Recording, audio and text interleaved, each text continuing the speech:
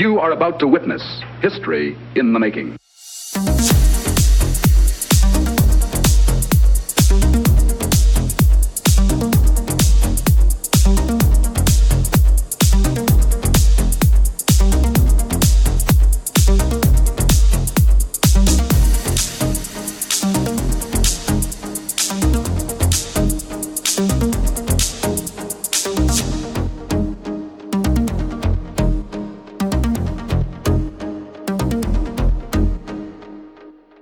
Hello and welcome to another Pop Culture Gamers podcast. It's episode 46.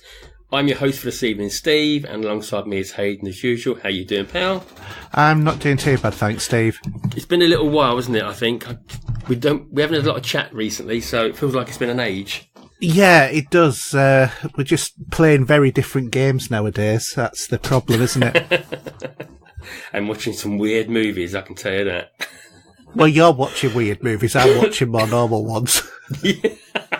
So if I tell you, lot, that the title of this show will be "When the Earth Spits Out the Dead, They Will Return to Tear the Living Flesh of the Living." So that might give you a bit of an idea what I'll be talking about later on. But anyway, on to the intros. So Hayden, what about you? What have you been up to? Very little, to be quite honest. Just going to work, coming home. Not much, really. Been to the cinema a couple of times. I've seen Endgame twice. That's right. Because I think the last time we spoke... I hadn't been. No, you hadn't, had you? No, okay. No. It was about 3 days before I'd actually... 2 days before I'd gone to see it. So yeah. I ended up going on a Tuesday and a Friday night of the same week. Should we say what we spoke about after the last episode? Or should we save that for later? What do you mean in terms of as it is a story? No, as in some little brat. My nephew, bless him, he went to see the Endgame before myself and my son did, and he proceeded to try and spoil as much of it as possible, and he didn't. Let's leave it at that, shall we? But yeah, he was giving spoilers out and was asked to cease and desist. Real shame. Yeah. Well, I've never really been one for being too upset about spoilers, to be quite honest. It's just... it sometimes can take the emotion away, though, a little bit, because you know it's going to come. Even though you might still have that emotion, it won't be the same impact. Yeah, but sometimes maybe that you're actually kind of glad that you didn't get that impact. I'm thinking about The Force Awakens. Yeah.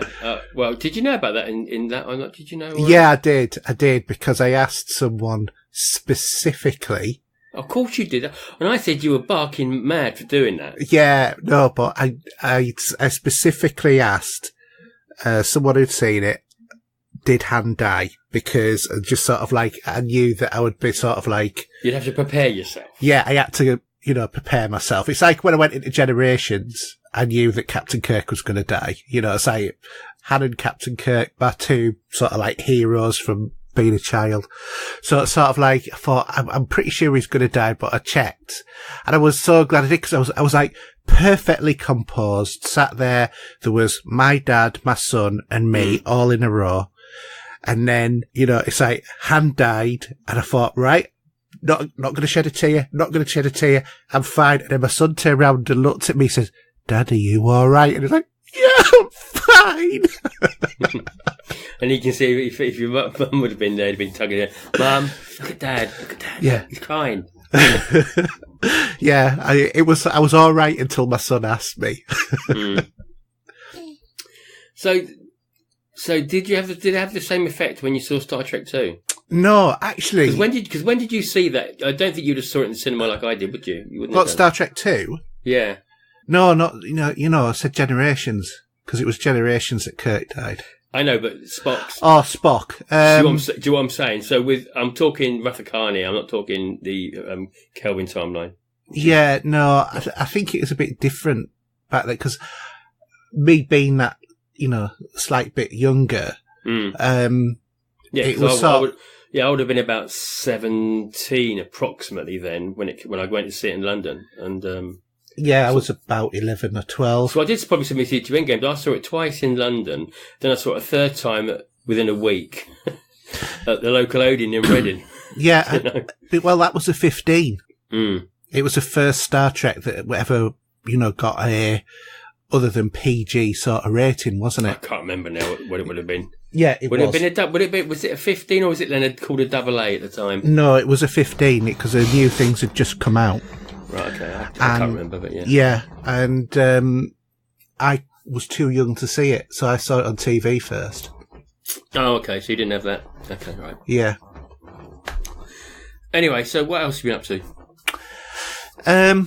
Picked up a couple of movies. I've got the Captain America trilogy in 4K to watch, so quite looking forward to that. And I got Hellboy 2 for a $5 on Blu-ray, which was quite a good deal, I thought. What, the new one? No, the old one. Oh, of course, yeah, it wouldn't have been out here, would it? Yeah. Sorry. Well, no, there's only one in the new one anyway, so this is Hellboy 2. So, yeah, the golden whatever it is, I can't remember what it's called. But, yeah, so got a couple of movies to watch. Other than that, I've just been basically messing about with my laptop, getting that updated because I hadn't used it for a few months. Been installing a few games on it as well to play because it's it's a gaming laptop. So I thought, actually, why don't I start using it a little bit more for that sort of stuff? But I also I've been to the cinema again to see a different film. I got to say about all right. Tell them what you saw, and I'll tell you something about that. Actually, right. I went to see Pokemon Detective Pikachu. Why? Please tell me why. I have a 12-year-old son. Yeah, that was your excuse, was it? No, trust me, it was sort of like, when he found out that was coming, he said, Dad, you were taking me on opening night. So, okay. You poor sod. It's sort of like, all of the other movies, but it was Detective Pokemon or Detective Pikachu that he wanted to go and see at launch. But I think he's just starting to come into enjoying films in the same way as I do now. Yeah, it were. He's just that part of him's maturing now, and I think he's seeing the benefits of the almost weekly going to the cinema and watching a movie sort of thing. But I'll talk about it later. But it was surprisingly good, actually. Well, actually, I listened to the review from Mark Kermode. Mm-hmm. And he said it was all right. So, but it's not for me though. To be honest, I don't think it's for me. But you can tell me about it later. I can do, yeah. Funny enough, because I was so I've had this. Well, if I go back a couple of weeks, we haven't been around for a while. I had a car accident the other day. What happened? Well, I was in traffic coming into Bournemouth. It's down to one lane at the minute with roadworks. Mm-hmm. And I've been. Now, I don't say this is an excuse because it isn't really, but I've had a long day. I'm coming home. You're doing this slow trickle of traffic. Stop, start, stop, start, stop, start. Mm-hmm. And I suddenly looked over to the right-hand lane that was merging into my lane. And they stopped, but I didn't. And then I looked in front of me and I went bang up someone's backside. Right. So it just pushed out my bumper a bit. I crumpled a little bit back of his boot. I was really apologetic. I was really annoyed because I haven't had an accident that was my fault, shall I say, with my company cars ever. So I was pretty much gutted. But yeah, we got that out of the way, sorted out with the office. So hopefully that's all going to be good. It's not going to really cost me anything for it. Take it neither you or the other driver was injured? No, it was literally under 10 mile an hour. It was really, I don't think it was even probably that, to be honest. All it did was buckle my number plate, so it's like convexed, and it's pushed the bumper out a little bit in one way as well. So I had that assessed, and they're going to go and repair it. So I'll wait for that to happen. Yeah. Oh well, sorry to hear about that. Yeah, it's all right. It was annoying. That's more than anything. I was just super annoyed with myself. Well, not only that, but you're up without a car, aren't you, while it gets fixed? Well, yeah, I'll have a hire car for it. Yeah. But what annoyed me more, this is my new car, isn't it? Mm. Which I've just had for about A month? 4,000 miles so far I've done it. Yeah. It's about a month or two, isn't it, you've had it? It's not long. No, and actually, I don't know, is your car relatively new? No, it's 12. Because when you go to fill up the fuel, I just quickly say that because it's just really weird. I didn't know what it was about. There's like 2 caps in the fuel cap. Mm-hmm. It's one for the blue stuff. Yeah, I thought, what's this when it's at home? I knew nothing about it. So yeah. So I have actually filled up a bit now because I've done about 4,000 miles. So I did buy some and top it up. But it's all to do with the catalytic converter, isn't it? Evidently, my car doesn't have that issue. Don't have to do the blue stuff. No.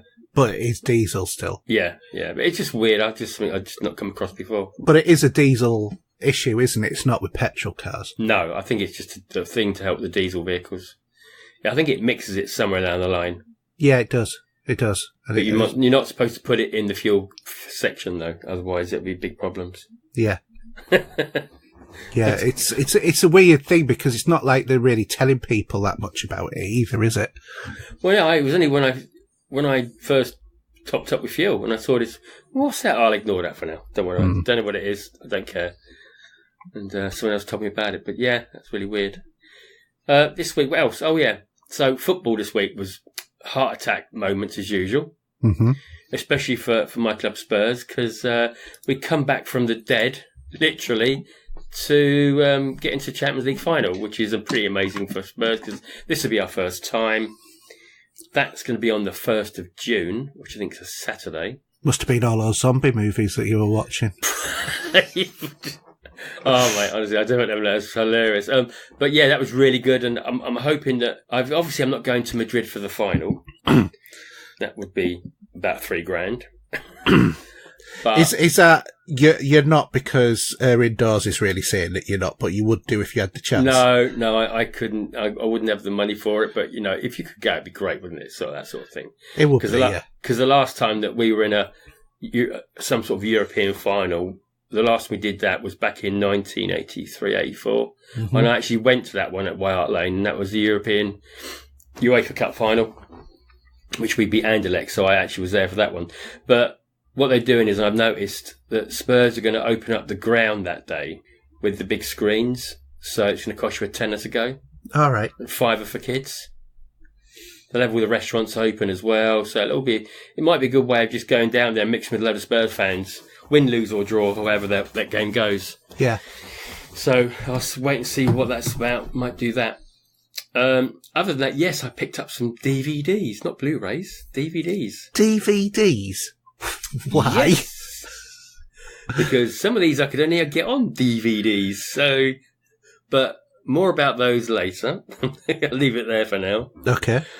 But it was only off the back of watching a couple of other films, which I'll talk about as well. So it's all to do with the video nasty era. That's what I'm going to say for now. All right. Okay.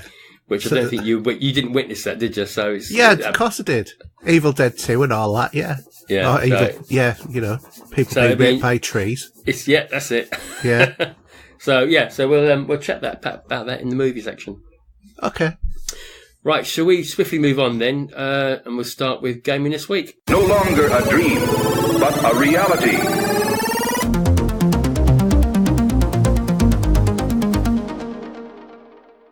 And we're back. Okay. So, what news have you got? There's a bit of news I'd like to mention out of some of that, but just save the third one for me. Could save the third one. Not that you're being picky. Okay, well. No, because I was so, actually, yeah, okay. You can, the first one, you can, I saw that on Twitter today, actually. Right, well, shall we let people know what we're talking about? Yeah, because it's code at the moment. It is, and it's clouded with mystery. This isn't sort of like a Morse code podcast. So, this week we had the state of play from PlayStation. We did. And there was a number of games that were showed. So, first one up was Predator Hunting Grounds, which is another one of, it's, from what I can see, the Predator franchise applied to Evolve Friday the 13th. Yeah, and this is going to be an exclusive for the moment. Oh, yeah, one of those exclusives that will end up on all platforms. Well, what happened is I saw a tweet about it today, and then I was reading the comments, and in the comments they said, we're just doing it for PlayStation for now. That's all they said. So yeah, so it's not an exclusive, it's just a theoretically, timed release. Yeah, it's a time release that'll be on PlayStation before it ever gets near the Xbox, but yeah. Yeah. Yeah. So this is a thing. It gives the impression that PlayStation have more exclusives. They don't. They just have things that are released first on PlayStation. That's a difference. Yeah, yeah. Just like, Hellblade and all of the other ones that have turned up on everything. Not that Hellblade was ever an exclusive because it was on PC, but then again, there's been loads of things that have been released like that on PC as well that have been so-called exclusives. Anyway, so Predator Hunting Ground. So what do you think about this one then, Steve? I like the thing is, I haven't tried Friday the 13th yet. I do have it on... Where did I pick it up? Did I pick it up on the PlayStation? It might have been because it was free somewhere along the line with one of them. Are you sure it's not Evolve? No, Evolve I did have for a while. Friday the 13th I picked up on a Games for Gold or PlayStation Plus idea. That's where I picked it up from. I didn't think that Friday the 13th had been released on either of them. Yes, it had. I'll have a look later and I'll show you on the capture. But yeah. But Evolve, the idea of Evolve, that died pretty quickly, didn't it? It was good while it lasted, all the 10 minutes. I don't even think it was good while it lasted, to be honest. The idea is great. But it's one of those things in practice, we've had a couple of these games now, and they're not that good. No, and the Predator franchise, you think, well, this could be interesting. The same way that Friday the 13th could be interesting. Obviously, it'd be maybe a different way of doing it, but the way that, obviously, that Friday the 13th worked is that if you were one of the teenagers that were being stalked, you had to stay alive, didn't you? And try and kill him. But we'll see. I mean, proof's in the pudding, I should say. Yeah. I have to admit, I'm completely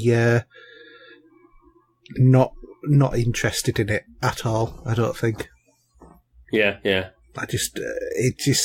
It's not floating my boat. I just think it's going to be another one of those, flash in the pan sort of things that everybody will go, oh, isn't it marvellous? And then 2 weeks later, we're not playing it anymore. Yeah, yeah. That'll be interesting. Yeah. All right, so what about the next one then, Medieval? I played it on the PlayStation 1. I know, it's a classic, isn't it? But what about the new... it's not a remaster, it's a return of isn't it, really? It's bringing it... Reimagining. Yeah. Now, I didn't see the reveal of this. So did they show any footage at all, or was it just an announcement? Yeah, they showed footage. How did it look? Because I'm not really going to think this would be for me, to be honest. It looked like a bit like, from what I can remember, I think it was like a cartoony Diablo. Yeah, I don't know. I mean, it's the same, actually, as like another one that's scheduled to be released, which was a classic. Yeah. Is the... what's it called? What was the one that got released just of late? There was a PlayStation 1, PlayStation 2. That doesn't sound great on radio when I'm saying this, but in the Uncharted games. Yeah. And he played a PlayStation 1 played a PlayStation. Oh, Crash Bandicoot. Thank you. So I couldn't remember. Sorry, I just couldn't think of it. Yeah, so they're bringing out that driving one, aren't they, soon? Are they? Do you remember the kart one they did? Oh, yes. Yeah. Because I played that one to death, and I like the idea of that. Not the price, mind you. Right. But that I would be up for more than Medieval, to be honest. Yeah. And this game will... I don't know what price it'll go at. Maybe it'll be a bit expensive, but it might be worth picking up when it's a bit cheaper. Quite possibly. And again, I was never really into Medieval PlayStation 1 era. I was more into Wipeout and Tomb Raider and all that sort of stuff, so this is a bit... not really bothered. Yeah, yeah. More bothered about the next one. Well, I nearly coughed up a lung when I saw the video. Yeah. Because I just come across it on, I think it was on Facebook, I think I saw it. Oh, no, it might have been on Twitter, maybe. Mm-hmm. But, wow.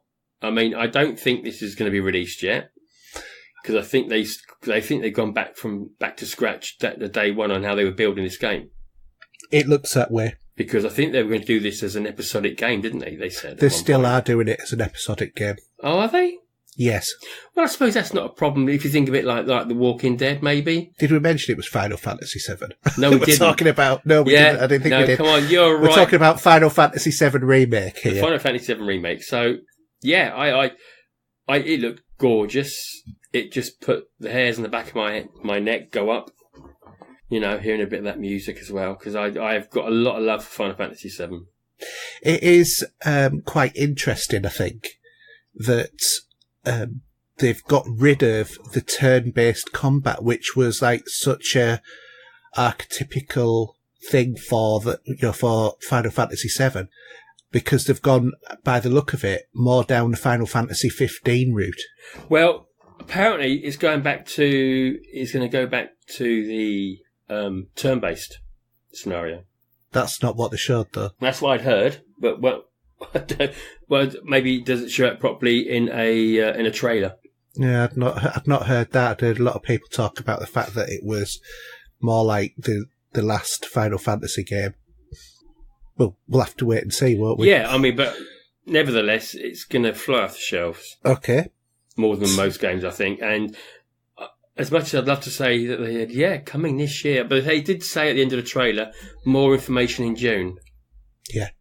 Coming this year, released at 23.59 and the 31st to the 12th. But ironically, because PlayStation are not going to be at the E3 this year, and they said they're going to do this in June, which I'm assuming then, would they release some information during E3? I think they probably will, because I can't see them wanting Microsoft to get a lead. I think that what we might see is Microsoft's announcement with hot off the heels the next PlayStation State of Play. I think that that's what we might see. Where who's not to say that Microsoft? Who's not to say that Final Fantasy mentioned this in their keynote? Yeah, well, it might well be. It might well be. I don't know, but it'll be. I can't. I think that they've kept stuff back because I have to admit, in terms of, with the exception of Final Fantasy, this is a bit underwhelming to me. It's not what you expect from PlayStation. What, for the State of Play? Yeah. I think that there's been more exciting stuff that's been tooted about with them in the past. Anyway, shall we carry on with the list? So the next one is Away the Survival series. I didn't see the State of Play, so you're gonna have to tell me. Right. Well, this one, basically, from what I could see, is you look like you're playing a flying squirrel. Oh, okay. Or a gliding squirrel. Yeah. And I was looking at it, and all that kept going through my mind, whether or not it's right or wrong, was the movie Ice Age with the squirrel after the nut. I just couldn't get past that. I just kept thinking of that all the time. Yeah. I mean, it looks really nice. You know, it looks very impressive graphically from what I saw, but I don't know. Again, a bit underwhelmed, but that might be something that as more details are released, it becomes a more of a exciting prospect. Yeah, and looking from the rest of the list, which you're going to talk about here, it does look a bit to be honest. So there's Riverbound, which is a dungeon crawling co-op, which, to be honest, looks more like a medieval version of SimCity. Yeah. An old version of SimCity at that. And then the other thing is Monster Hunter World, which is released on the 6th of the 9th. Iceborne, that is. It's a DLC pack. Yeah. So it's a bit meh, I think. Do you think... I didn't get to see much of it, actually. I saw it in passing, but probably Ubisoft's announcement probably blow most of it out of the water, to be honest. Do you want to talk about that? Did you see it? No, I didn't. So, they brought out a new... Mate, my brain's going. You might even have to edit this bit if you want.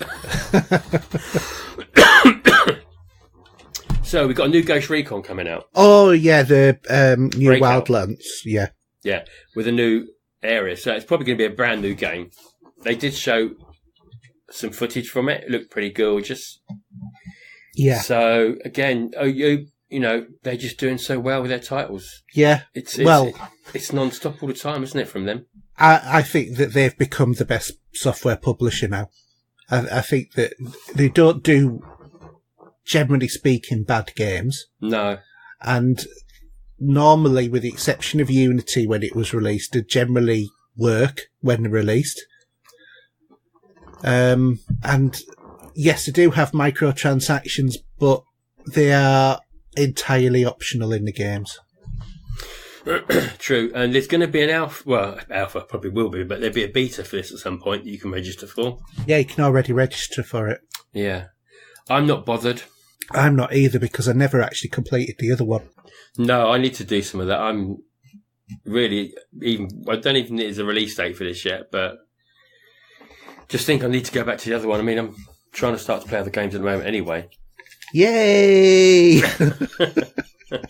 Hallelujah. Until the 4th of June, when the new DLC comes out for Destiny. But well, at least that's 2 or 3 weeks. It is, yeah, it is. I mean, I'm still chipping away at that, but yeah. But no, it's just...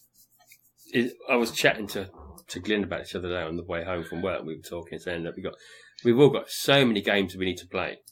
Yeah. That you don't need to buy any others at the minute. And really, to be honest, they've all that have been released of late have they fallen back a bit? Not more talked about much. You know, Apex, for example, and the Division 2. I'm assuming people are still playing these games. Are you? Yeah, I'm still playing them. Yeah, but not I've been... Sorry, go on. Not as enthusiastic about them, though. No, but I have to admit I'm kind of sort of finding myself in a bit of a weird place at the moment with gaming, because I'm going back over my older catalogue more than I'm playing newer games. And going back and thinking, why didn't I play this before? The same could be said for actually what I'll talk about later, because it's exactly the same. Okay. But I think sometimes you need a break from a franchise, and then when you do go back, I think you just appreciate it more sometimes. Yeah, exactly. Which is me with Destiny, to be honest. Don't you mean Assassin's Creed? No, with Destiny. Oh, okay. No, I've done that with Assassin's Creed. I'm back to there now. But now I've sort of like gone off Destiny at the moment. And you'll go back to it later. Yes, exactly. I'll probably go back to it when the new DLC's released. Yeah. So a couple of weeks, I'll be playing that again. For a couple of weeks. Yeah, for a couple of weeks or whatever. But yeah, I know what you mean. Yeah. But it's just, come September, we'll start getting the new games trickle in. Actually, we'll probably hopefully come September or before the November E3, we'll know what's planned for next year for Destiny. Yes. It won't be Destiny 3. We know that. And it could be another season pass for the year. I think it'll be exactly the same as it was on year 1. So it'll be another major expansion pass for the year. But I think that what they'll do is also do a DLC pass. So it'll be like Forsaken this year. Yeah, so it'd be interesting to see. We'll see what happens. Anyway, enough for Destiny. Anything else? No, that's it for the news as far as I'm concerned. Right, we'll get on to new releases and video game charts. Yeah. I'll let you do new releases, as I'm saying so this week. Okay. So this week, starting on the 14th, we have A Plague Tale Innocence on the PS4, Xbox and PC. And also the other biggie, Rage 2 on the PS4, Xbox and PC. Then on the 17th, we have Guilty Gear 20th Anniversary on the Switch, Sniper Elite version 2 remastered on the PS4, Xbox One and Switch and PC, and Wasteland 2 Director's Cut on the Switch. Okay, video game charts. They don't say... Not the video game charts because I copied in the wrong thing. Is that still new releases? That's the exact copy of what I've just done, yeah. Anyway, don't worry about the charts. It's all right. I've got the charts here. Just hold on one second. Right. If you've got them to hand, then you can read them off. I do, yeah. So at number 5, up from 11, is Grand Theft Auto 5. Who the hell is still buying this? Number 4, staying at 4, is Red Dead Redemption. Number 3, staying at 3, is FIFA 19. Mm-hmm. Number 2, staying at 2 is Mortal Kombat 11. And at number 1, staying there for another week, is Days Gone. Cool. Have we got anything to do with Games for Gold? I thought that was being talked about. Am I wrong? I've not seen anything about Games for Gold. Okay, I think I've got it. No, I've got... did we ever do May? We did, didn't we? Yes, I think we did. Or did we miss a week and we missed it? I can't remember now. I think it's past now anyway, isn't it? Everybody's downloaded it. Who's going to download it? Yeah. Okay, so we'll move on to what we've been playing. Yeah. Okay, so with all the Star Wars stuff that's been out recently, with the celebration and the new films to look forward to, I was just browsing what to play on the games that I've got sitting there. But firstly, I noticed that I'd got an Pinball FX 3. Mm-hmm. Now, I'm not sure if that means this is of late, or if this is just an update, or... Because Pinball FX 2 and 1, which I've had them, and they sometimes just bring out the new tab for that, and all your games go straight to it. Mm-hmm. And I saw Pinball FX 3. Now, I think that might be new as far as I'm concerned, because a lot of the tables on there, you sort of got... I've not got any... I've not logged any, times. Yeah. So I went back in there, played a load of Star Wars tables and some Marvel tables that I've got. And I was doing all right, actually. Actually, one of them, I wish I'd made a note of which one it was, but there was one of the Star Wars tables, and I think the highest score was about 24 million. Mm-hmm. I had one go and got 63. How about that? In your face. Some of those you can suss it, and you can just keep clocking those millions when they go for it. Yeah. But I do love pinball. It's just a really quicker pick up and play than most games that we've got, because you only got to play one. You can play one table and just do one round. Yeah, so, I think Pinball FX3 must have been out a while. It was released on the 26th of September 2017. Oh, was it? Blimey, I must have been blind as a bat then. So maybe I haven't played it that long. Yeah. So, but yeah, I do love pinball, and they've added some more tables there to purchase. Although I've got about 30 tables, I think. Mm-hmm. So, and I always go back to the Jaws, Back to the Future, and the Predator ones there, Alien, Skyrim, Fallout. They're just all good fun to do. Well, and Pinball FX is one of those games where you get the game for free, but all of the content is paid for. So, because I'm just having a look at it on Steam at the moment, and you can buy the game or get the game for nothing, but it doesn't have any tables, so you've got to buy. It normally does. I mean, originally, I think one original table, doesn't it? One original table they give you for free, but most of those are mine. Those have all been ported over since how long I've been playing it. But doesn't this also port all of your old games across? Yeah. So some of those Star Wars games and some of the other ones, I think, came from, earlier iterations of pinball. But what I thought the other day, I was thinking about it, what would be nice to do for a bit of fun, if we can get enough people interested in maybe getting a table that everyone would like to play, is to do a little competition for fun. Yeah. Get everyone to play, see how we can get on with the table. Yeah, that would be good. Sort of give it a couple of weeks so everyone can get time to play the table and see who's on top. Yeah. I mean, on the PC, I've got 19 tables and packs. Yeah. On Pinball FX too, so those will transfer over. But I've got like Venom, Marvel, Guardians of the Galaxy. That's it. Yeah, I've got a lot of those. Captain America, Doctor Strange, Excalibur. Have you got a lot of the Star Wars ones as well? Star Wars, Balance of the Force pack, Civil War table, Marvel Pinball Avengers Chronicles, Marvel Pinball, Star Wars pack, Core pack, Earth Defense table, Epic Quest, Paramount, and the Zen Classics. I think there's the Universal pack, which is Back to the Future. I think it's the Universal one is Back to the Future, E.T. and Jaws. Yeah, no, I don't have that one. Yeah, that's quite a good pack. And then I think there's another pack, but I haven't got it, which has got Jurassic Park and that. Cool. But yeah, that might be. If anyone's interested in doing this, we could all set something up on Facebook so everyone knows what table to play. Yeah, and maybe give everyone a good time to try and see who can get on top. Yeah, exactly. And give them a shout out. Give them a shout out in a month to see who's won it. Just for fun. That's all it is. But might work. Yeah, might do. Okay, I'll let you set that up then. Yeah, well, what we do, we'll put something out on Facebook for it. Yeah. At some point, maybe tonight or tomorrow, and then see what people, or if anyone, if we haven't done it by then and you've listened to the podcast, give us a shout. And anyone's interested in what tables to maybe use for the tournament, and go for that. Cool. Right, Destiny 2. So the Reverie has come to an end. There was an update last week which gives you a new exotic to go for, which is called the Outbreak Perfected, which used to be the Outbreak Prime in Destiny 1. So, what sort of gun is it? Oh, do you know what? I've got a funny feeling it's a pulse rifle. I might be wrong, but it's got all that Siva look on it. Do you remember? Yeah. From earlier in the games. So I'm going to just do very quickly. There has been a few people have struggled to do this, but what you got to do, you got to go down to Titan.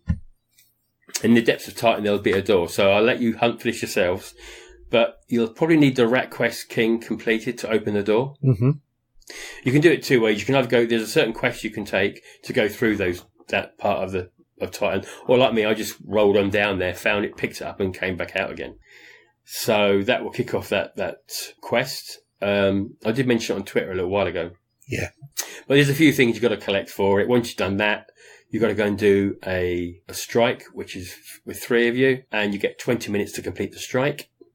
If you do it in that time, you get the gun. Simple as that.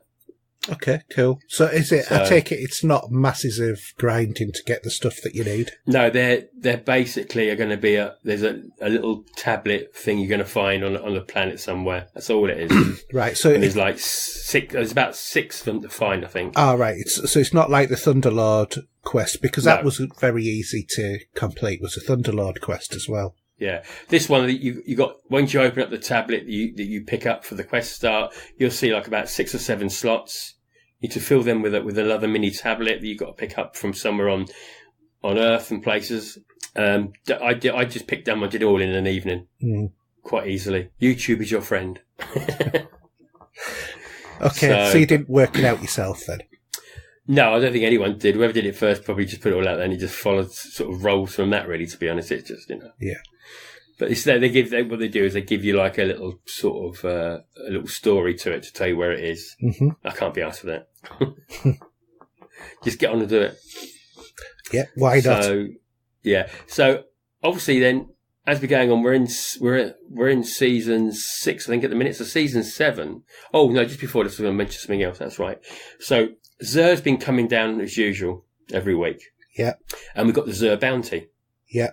Now, last week, you couldn't complete the bounty because they screwed up that you had to have Vex on the location you had to go to with the bounty itself. Okay.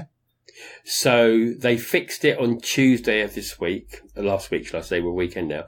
They fixed that. So as long as you do that quick enough, you can then, well, it'd probably be too late now, but then you can pick up the next bounty, which is this week's. And I think there's going to be maybe one more bounty to go for. Now, whether or not this is going to give us something at the end of that, something a bit special, I don't know. Yeah, I've done about 3 or 4 of his bounties, but that's all. Well, what you can do is, it doesn't matter. If you just do them each week from when you're doing them now, you'll always get the next one in the list to do. So you won't miss out. I've been religiously doing them because it doesn't take too long. No. So it'd be interesting to see when we come to the end of this season 6 to see if anything from that, comes out of it, maybe something nice little weapon, maybe, I don't know. So, but yeah, so then from the 4th of June, we've got the Season of Opulence. Right. Which would be the new DLC. I don't know nothing about it as yet. I've not looked into it. I will do over the next week, but something else to grind, I'm sure. So that'd be interesting. Definitely. So that'd be Destiny 2 out of the way. So the last thing is, I started today. I started Shadow of the Tomb Raider. And I've played about 5 hours of the game so far. Right. And I'm really loving it. I haven't played from the last one. It seems like an age now since I played the last one. And the last one, for me, was I didn't want to put it down because I loved the story so much, but then I didn't want to finish it because it will be over. It's that sort of scenario. Yeah. And with this one, it's all as much as the same. All the mechanics are there. There's a bit of some sneak-in sections to do with people in towns at the beginning, in the first two parts of it. But other than that, I'm in the jungle in Peru at the minute. We've crashed in a plane and it's all kicked off. So I'm not going to say what the story is because I know it's on Game Pass, by the way. So if you want to try it out, you can do it on there. Yeah, because you bought the disc, didn't you? No, I bought it digitally. Oh, right, okay. But bit of a shame that you couldn't get your money back on it, really, isn't it? Yeah, but again, it's like anything, really, isn't it? I mean, I did notice there's a shed load of DLC for it now and some extra missions to do. Yeah. So there's a season pass to pick up as well. So maybe at a later date, once I've completed it, that season pass will be even cheaper. So I can do some more. If you keep an eye out on the sales on a Tuesday, then I'm sure at some point it'll turn up on there. It's for sale at the moment. I think it's at £14 for one more day. It'll get cheaper than that. It will. But yeah, I've really enjoyed it. I'm just getting back into it. I know we said this before about the graphics looked a bit different. Yeah, a little bit. I don't know why. I'm assuming it's been made by the same people. But yeah, I mean, it's not that much of a biggie, to be honest. I'm just enjoying playing Lara and just starting off with a bow and a knife as you do, and just kicking arse, really. But this is, at the moment, I'm in like in Peru and I've been fighting tigers. Yeah. And literally, they've been, when you get the scenario like you do in the Walking Dead games where they attack you, and to get them off you've got to like quickly switch around the left stick backwards and forwards. Same sort of idea there. And when it goes enough, you get a knife in the side of its head. Yeah. No, I've done a few hours on it. But I don't know, it just, again, it didn't capture me. When they came up with the new Tomb Raiders, taking it out from the old, triangular boobs and all of that from the old ones. So you're talking about the first, there was Tomb Raider and then... Well, everything up until the last one that was... the second from last one that was released on the 360. So, because you had Tomb Raider Legend, Tomb Raider Anniversary, and I can't remember what the other one was, but because that one was a good one. The last one, I can't remember what it was called now, though. That was the one in the snow, wasn't it? At the start of the game, with the big bear and that. It might have been. But then they went to this new style Tomb Raider, where, they made a big thing about the fact that the character would shiver and stuff like that. You know what I mean?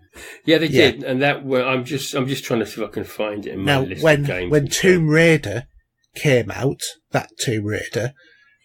So that was called Rise of the Tomb Raider? No, before that. Yeah, okay. The first one, there's 3 in this trilogy. Well, surprisingly enough, being a trilogy. That there's 3 there, isn't it? That's a bit of a stupid thing to say. But there's 3 in this new version. There is Tomb Raider, Rise of the Tomb Raider, and Shadow of the Tomb Raider. Yeah, the Tomb Raider, I've got the definitive edition of the first one, so I've got all the stuff on that. Well, the first one I absolutely loved. And I completed it on, I think, all 3 platforms. Yeah. The second one, I just lost the will to live with it. And the third one, I just drifted away from it. And it was when you get into the big village where you have to go and talk to lots of people and find things or people that are hiding and stuff like that, rather than getting on with it. It just felt like it was a bit of procrastination that was there to divert you away from the main story. It didn't really fit for me, and I think that was when I just lost interest in it. And that was quite early on in the game, about the first 2 or 3 hours, something like that. So, I mean, but you're liking it, so we're all different, aren't we? So, yeah, I mean, because I played them in order, and the first one was brilliant. So this is when we got Camilla Luddington doing the mocap and the voice. Yeah. And if you didn't know, she's in Grey's Anatomy, because I was trying to tell my missus about it today, actually, when she came home from her weekend away, and I was playing it. But the first one was great. I loved the story. The second one, again, more of the same, and they had added more tombs to it than they did with the first one of the 3, because they had less tombs in it, if you remember rightly. And the third one is again, it's very similar, a new storyline, And it's more of the same, really. I don't know why. A few people did give it a bit of a wide berth for some reason. I don't know why, but maybe it was just at the time it came out. But I'm really enjoying it. I've really got into it.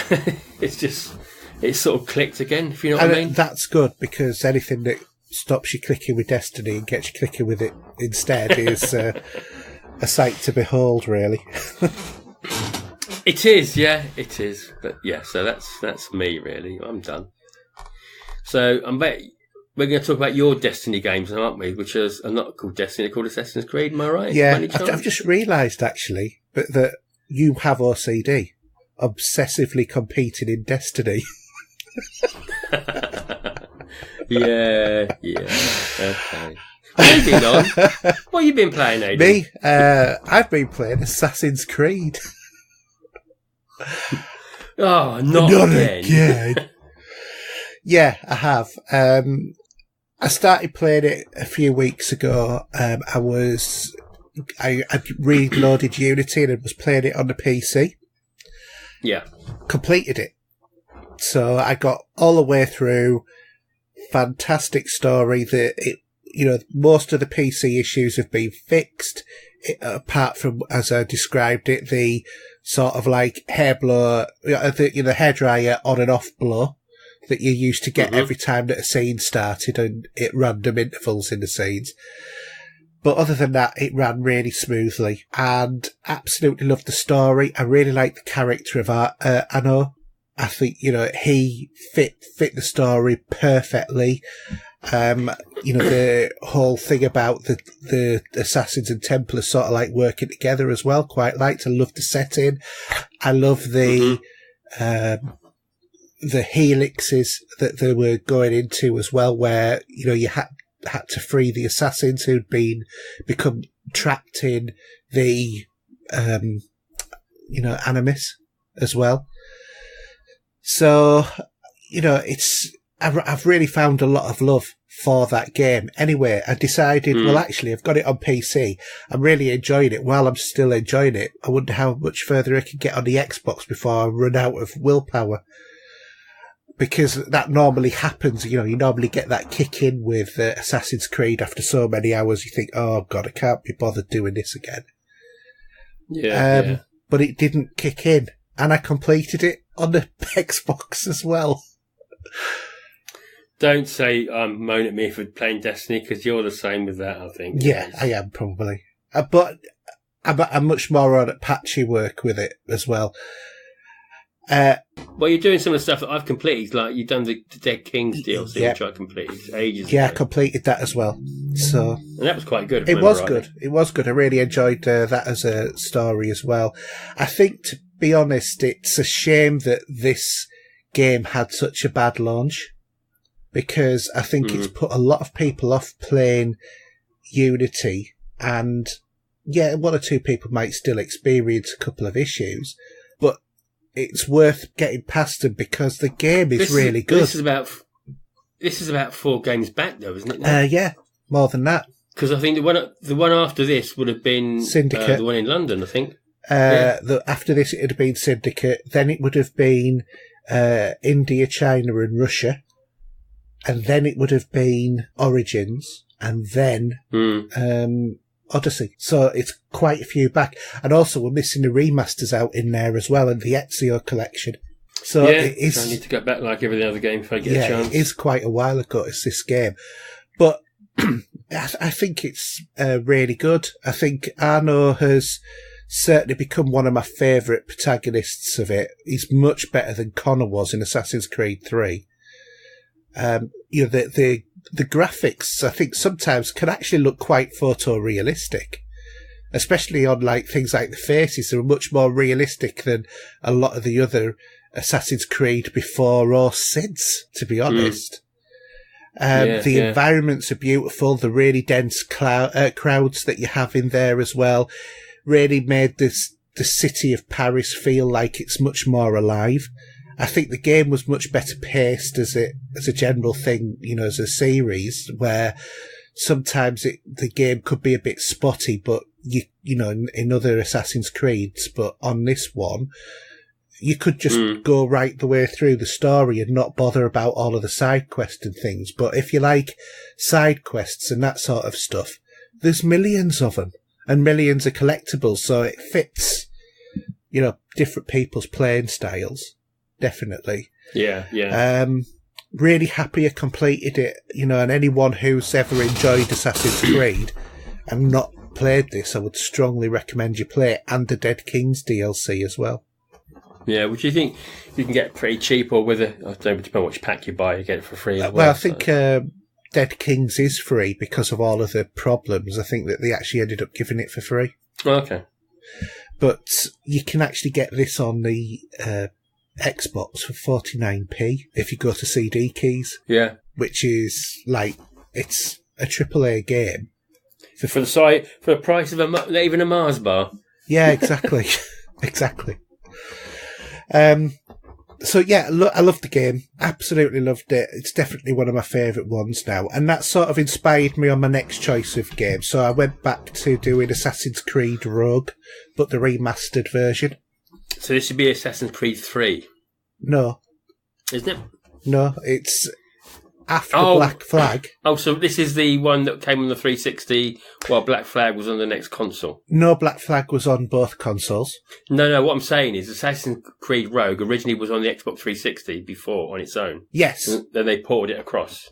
Yes. Because when Black Flag was coming out, even on both, they were advertising Rogue as well as a new game. So. No, it wasn't Black Flag, it was Unity. Is it? Are you sure? Yeah. Okay, well, doesn't matter. Anyway. Yeah, I'm pretty sure it was Unity that was launched because they couldn't do Unity on the older consoles, but they'd released Rogue, which was in some ways a bit of a reskinning and, different story of Black Flag.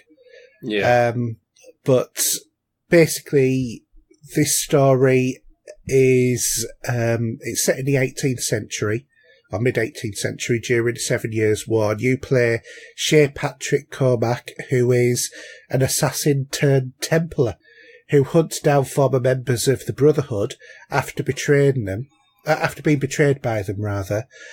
In structure, the game is very similar to Assassin's Creed 3 or Black Flag, and it actually links in with Assassin's Creed 3 as well, because you get to interact with Haydn and that sort of characters in there as well. I think, if I remember rightly, that this is in the chronology a prequel to 3, if I remember rightly, because the guy who owns the mansion house that Connor learns from is, I think, a young man in this game, right? And you still at the same mansion house. Oh, okay. But it's quite an intriguing twist, because obviously you had Haydn, who when you played 3, until you got to sequence 4, you realised actually he's a Templar, he's not an assassin, because the way that they operate is more or less identical. So it's quite neat having this assassin turned Templar rather than playing a Templar who you thought was an assassin, as it were. Okay. So yeah, definitely. I mean, you can't go wrong if you've not played one for a while. There's plenty to choose from. Yeah, there are. There's loads in this. There's loads. I think the only downside is if you go for an older game, you're going to have the old mechanics for a bit, as long as you can cope with that. That is one of the hardest things about Rogue, actually. The remaster is the mechanics, because the eagle vision, rather than being on Y, is actually on a click of your left stick. Right. No, left. Yes. I was wondering how long that would take to filter in there. The same as with Shadow of the Tomb Raider. Yeah. You got the same idea for that eagle. They got like an eagle vision in that game, haven't they? And it's the same thing. You click the left stick. Yes. Yeah. And I don't like that. I prefer it on the Y button or the triangle, depending upon which system that you're on. I just think it feels better that way. But having said that, though, it once you get past the difference in controls, and to be honest, I'm still not sure what blocking is on this game yet. I seem to have completely missed that in the tutorial. So fighting becomes a little bit more challenging.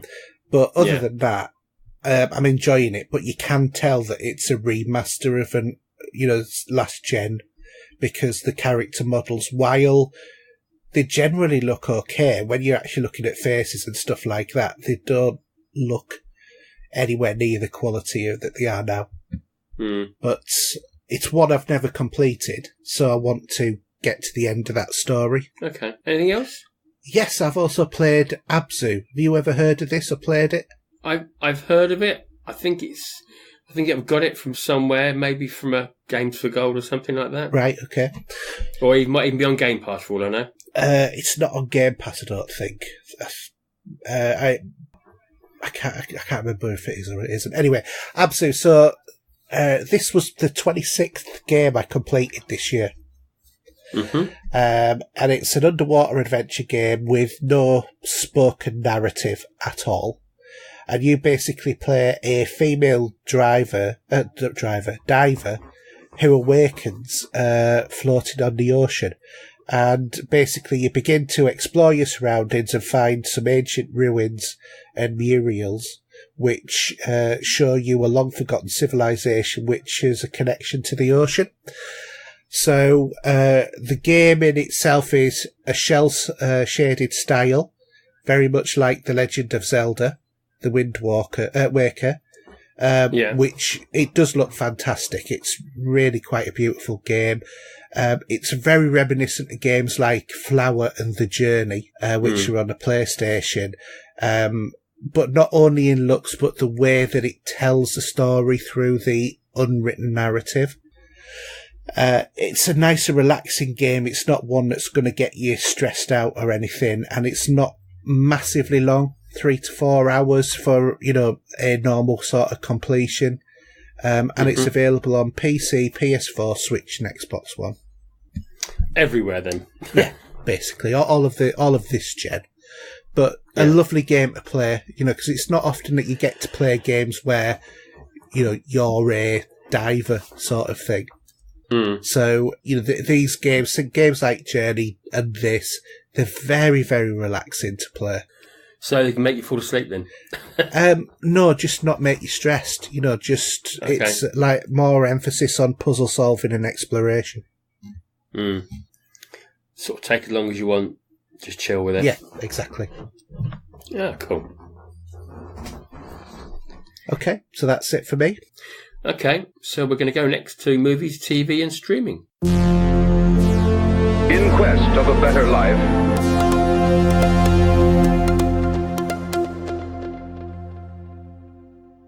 Okay, so we've got some news first of all. Haydn, what have you found? Alan actually sent us this news. The Orville has been picked up for a new series. Yay! What a surprise. Well, the series was one of the last shows for Fox to make a decision on before it announces its 2019 to 2020 schedule. Right. So despite being shorter than a typical broadcast show, season 2 was delayed to late December to allow the production team to finish up the special effects this year. And basically the show, while it was the 5th highest rated series on the Fox network in 2017, fell to the 12th highest rated show in 2018 to 2019. So there was some, are they going to renew it or not? Because it is one of those shows, because it is special effects heavy, etc., that is one that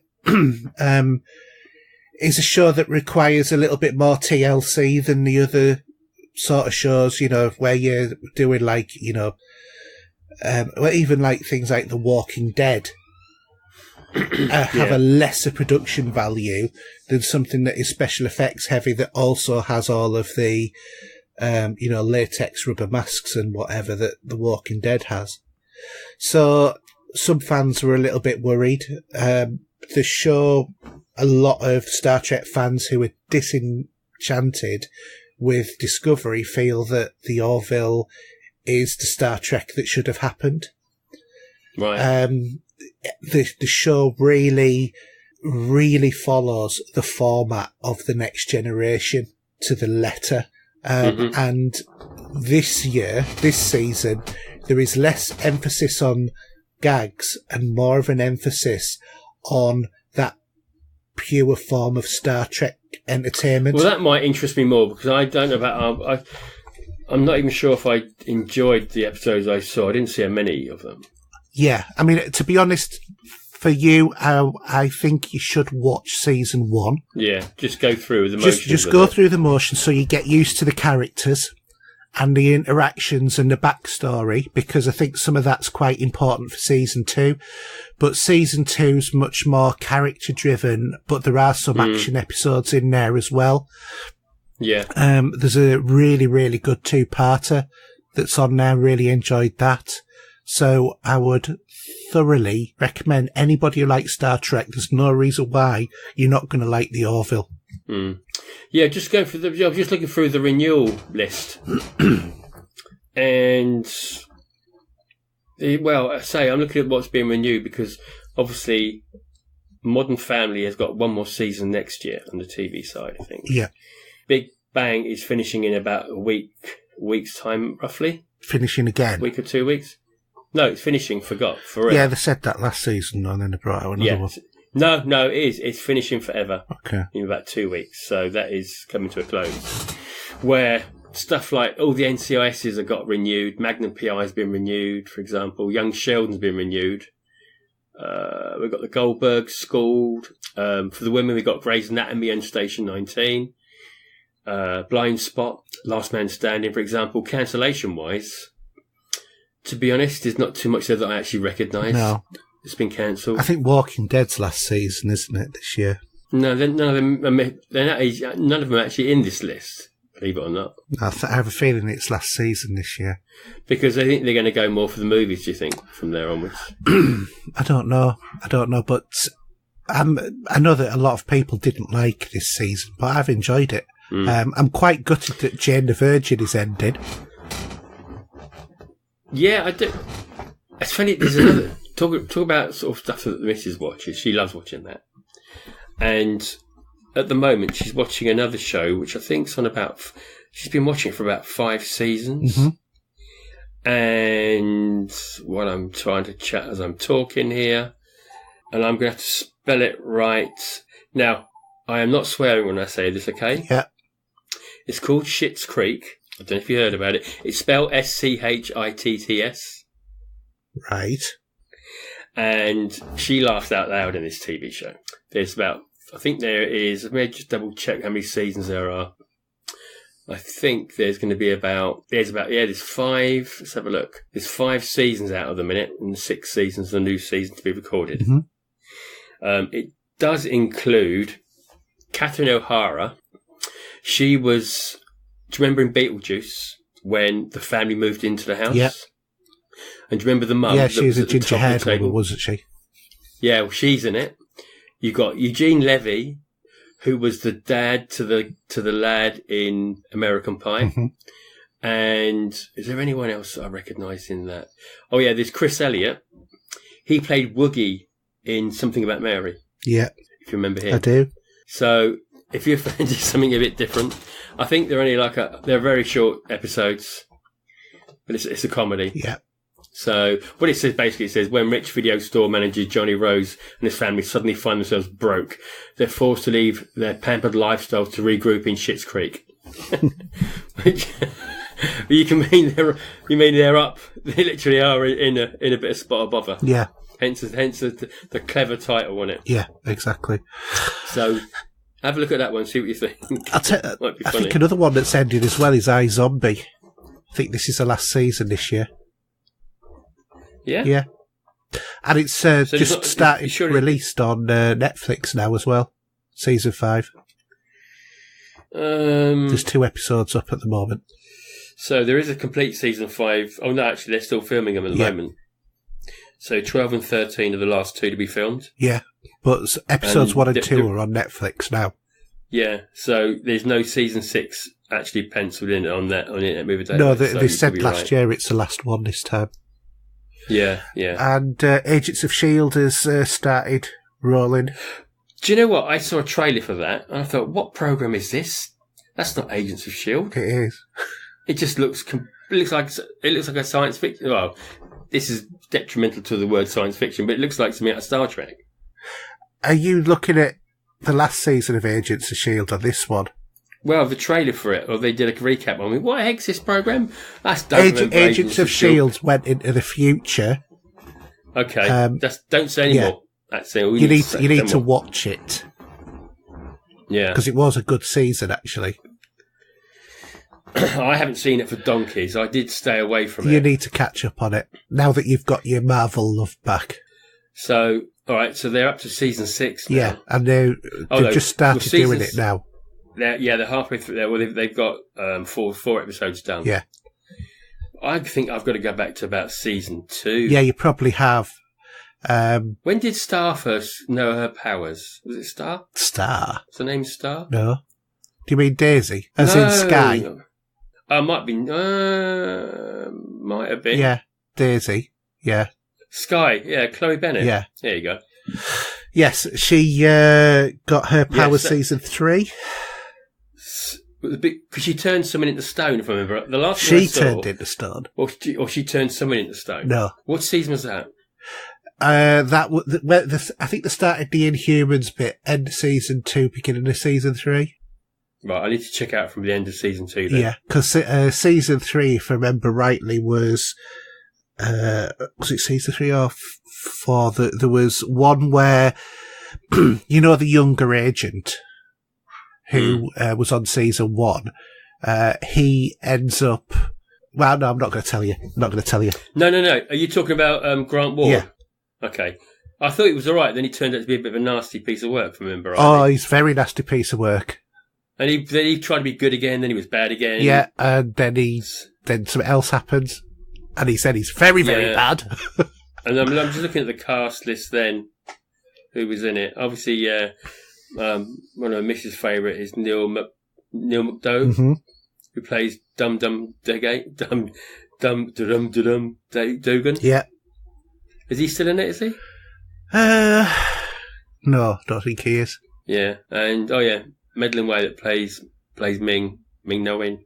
Yeah. I remember her. Yeah, I might have to have a look at that. I think you should, because there's been a few good seasons in that now. Yeah. So when the Agents of S.H.I.E.L.D. went to the future, that was interesting. That's a spoiler. I'm just saying that's a spoiler. I don't think it is a spoiler, because I'm not... Yes, it is, because I don't know that. I do now. Well... To be fair, it's over a season ago. Well, it's over a year ago. I think it's pretty fair to say. It may well have been, but you have to run it by with me first. I'm not telling you any more than that, though. I'm not telling you any more than that. I might get back to that. Because we used to both watch that. Yeah, well, I think it would be quite good if you watched it, and then we have a rundown of what we thought about it. Yeah. Okay, so should we move on then? Yeah. So cinema releases this week. 15th of May we got John Wick Chapter 3. 17th of May we got Breakthrough and Mercy. So don't know anything about those. No, not about John Wick.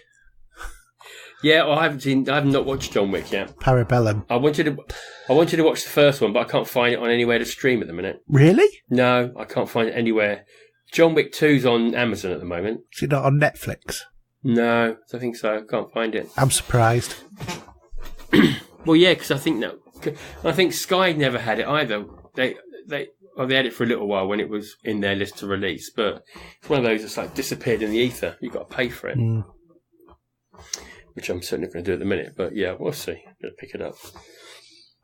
Okay. Anyway, DVD releases. Yep. Blu-ray. So we've got Bumblebee, which I'm quite looking forward to see because I haven't seen that one.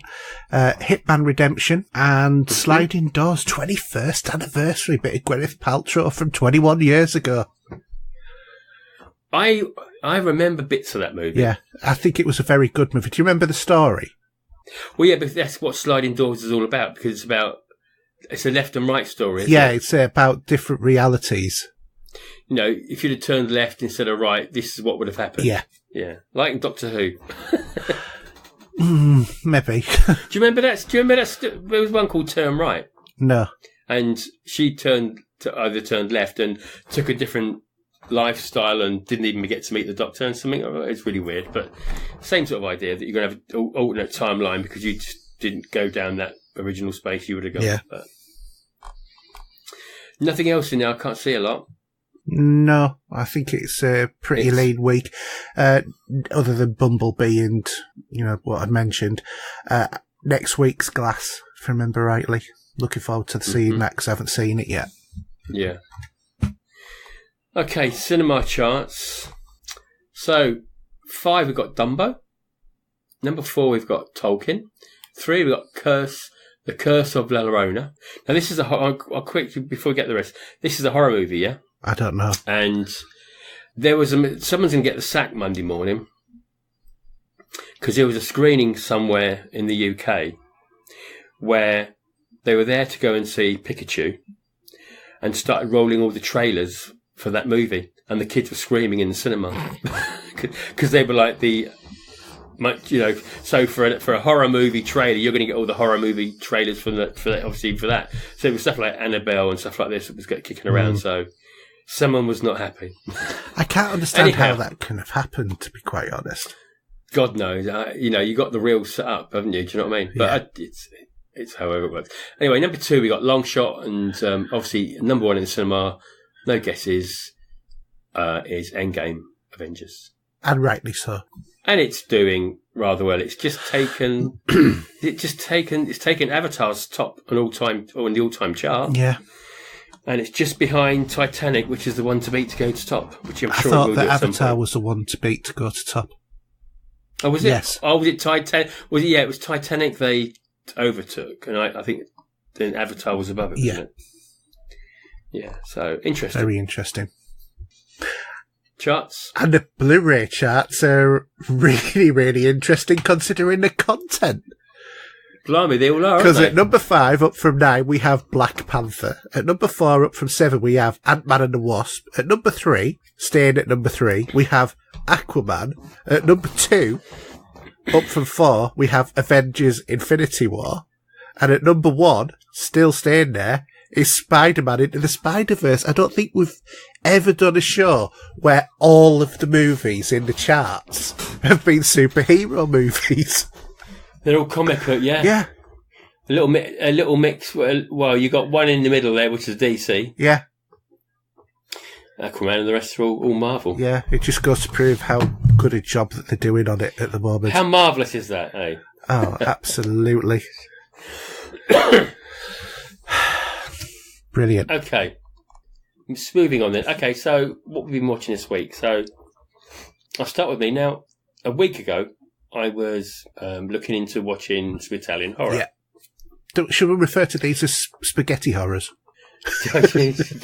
Well, yeah, no, because spaghetti westerns were actually they were filmed in Spain. Some of them actually, maybe not Italy, but yeah, I know what you're saying. So I found on Amazon Prime, I found Zombie Creeping Flesh,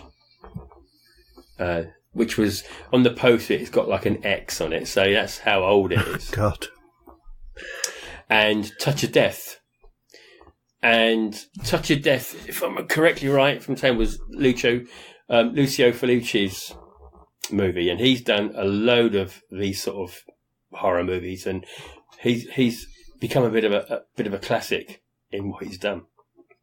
And the other day, I was chatting on Instagram to someone I listened to his podcast, but also I hopefully getting his book for my birthday.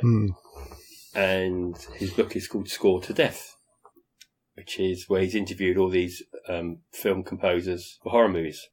So his name's Blake. So I was chatting to him on Instagram. We were having a long chat over bits and pieces because we both love Carpenter and stuff like that. And we were talking about other horror composers and bits and pieces. And he mentioned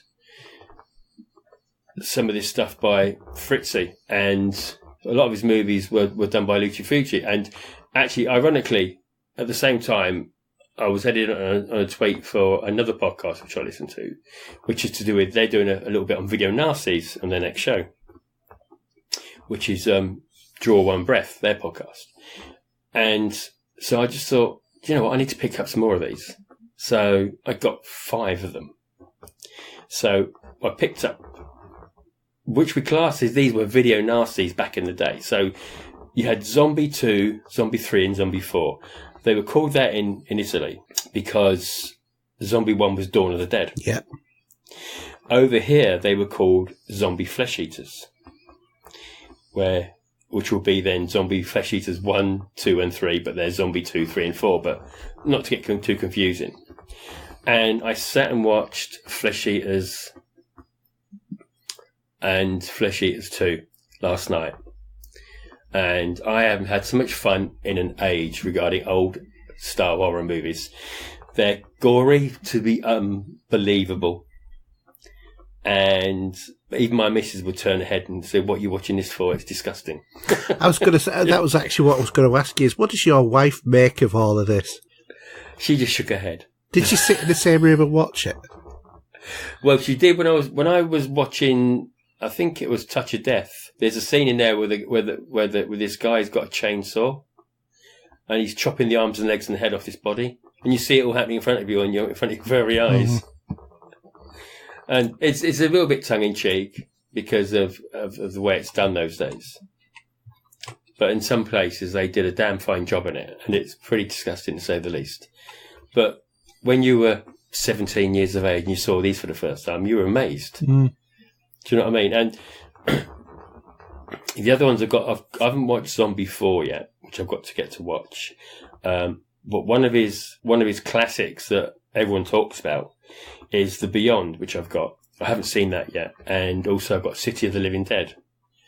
So I've got plenty of a gore fest to enjoy over the next couple of weeks with all these movies. I think you should have a look at them. Go on Amazon Prime and look at Zombie Creeping Flesh, and just take it with a pinch of salt and maybe a bit of comedy for yourself from that point of view. Yeah. But they did a smart job for what they were. But again, they all got banned. If you ever want to watch a documentary or two on YouTube, there's a few of them out there that explain the whole scenario, what happened because we didn't have any certification at the time, and they were all out there to your heart's content on VHS. And then this woman came along within the government called Mary Whitehouse, put a ban and everything from Evil Dead to The Exorcist. God, I remember Mary Whitehouse. And they got them all banned. Yeah. And people were still finding them though on sort of dodgy places to pick them up. We never had stream in those days. But what we did have... But you did. It just went into a river. Yeah. That was the closest we got to streaming. But what you did have is you had these little people that had their own little van, and they would pull up outside an industrial estate somewhere and start flogging these VHS tapes. Yeah. It's just pretty amazing. It was a real weird bit of history in movies for the UK at the time. Definitely. And I think it was when movies started to struggle, which I think went on for about 20 years. So I don't think movies are struggling now. I think that people have a newfound love for movies. But I think for a number of years, the movie industry has struggled to maintain its position, as a form of entertainment. Well, I think it's funny because which one would it have been? When we started getting the tapes out for sale, because obviously we had the big rental side of VHS tapes was huge. You had, we did have Blockbusters, but we had these lot of independent places, and you pick up most things there. They'd actually, when the tapes get worn out enough, they'd flog them on. You could probably pick those up as well. Yeah. Before they actually got a proper physical release, and then Paramount started releasing the VHS for the movies, from Beverly Hills Cop to Jaws, to The Thing. All these little movies started to come out, but they were making a huge amount of money with them.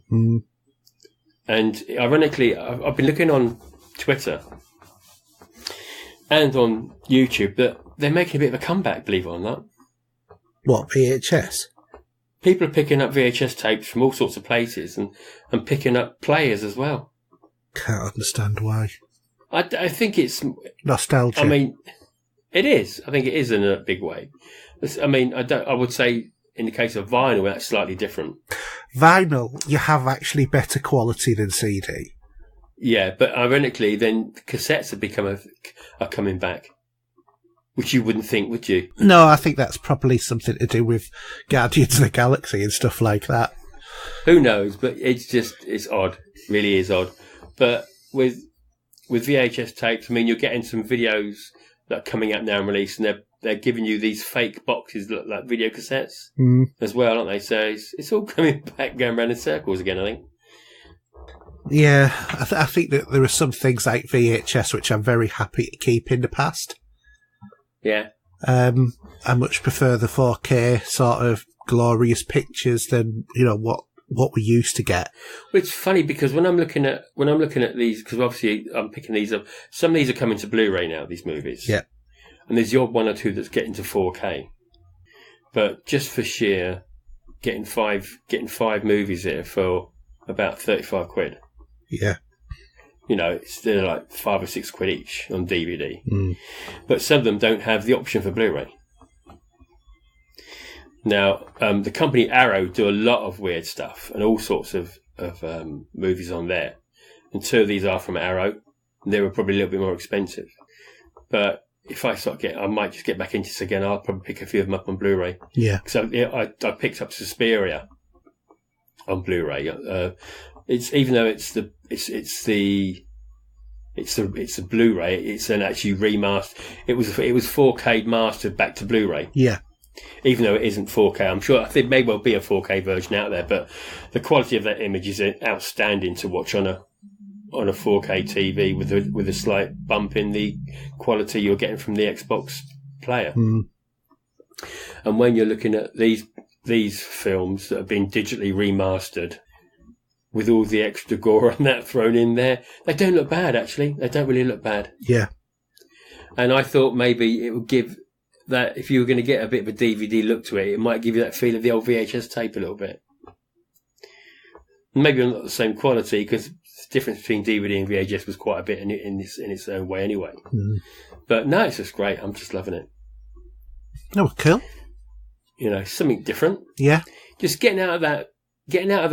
I won't say it's boring, because we've had 22 Marvel movies over 10 years. But just something different to watch than watching the norm. And I like that, and I do love a load of those independent horror movies. I am a real fan of them. It's just nice to get back to them, I think. Well, horror's your genre, isn't it, really, more than anything else? Sci-fi and horror I've always lived with as a kid in all different ways. And don't get me wrong, I love science fiction, and I love my classic science fiction as well. But horror, going back to the old horror, this is the bit between the seven. Well, I still love the 70s horror, and do get me wrong, because I still say The Exorcist is one of the best horror films that was ever made. See, I used to love the old Hammer horrors. Well, yeah, because I used to watching Christopher Lee and Peter Cushing battling out as Van Helsing and Count Dracula. Yeah, they were fun to watch. They were, and you had a few different other ones there with Vincent Price was involved with. I think Witchfinder General comes to mind. These were all Hammer-based Hammer horror films that were made at the time. And it was quite good when you used to get horror and sci-fi colliding with, like, the Quatermass movies. Yeah, and there was a few films like that came out. Yeah. I must admit, I've been thinking about getting Quatermass on, those movies on Blu-ray. Actually, I did see Arrow, the company Arrow, are releasing on Blu-ray. I think it's for the first time on Blu-ray. Is Weird Science.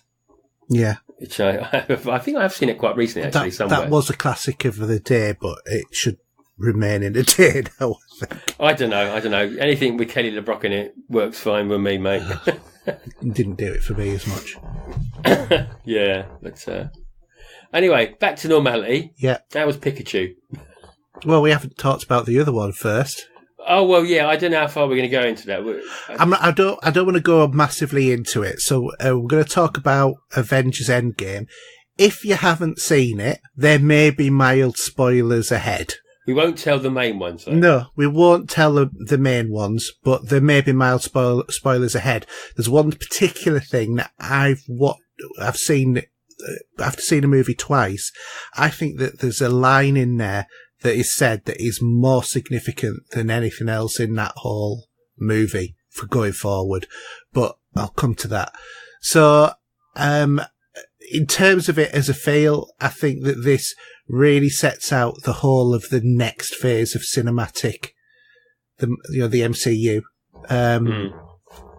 dealing with the aftermaths of everything that's happened. And if you've seen the, new Spider-Man movie, trailer, then, that came out Thursday last week, didn't it? It did, yeah. Then you'll know exactly what I mean. How did you about find that?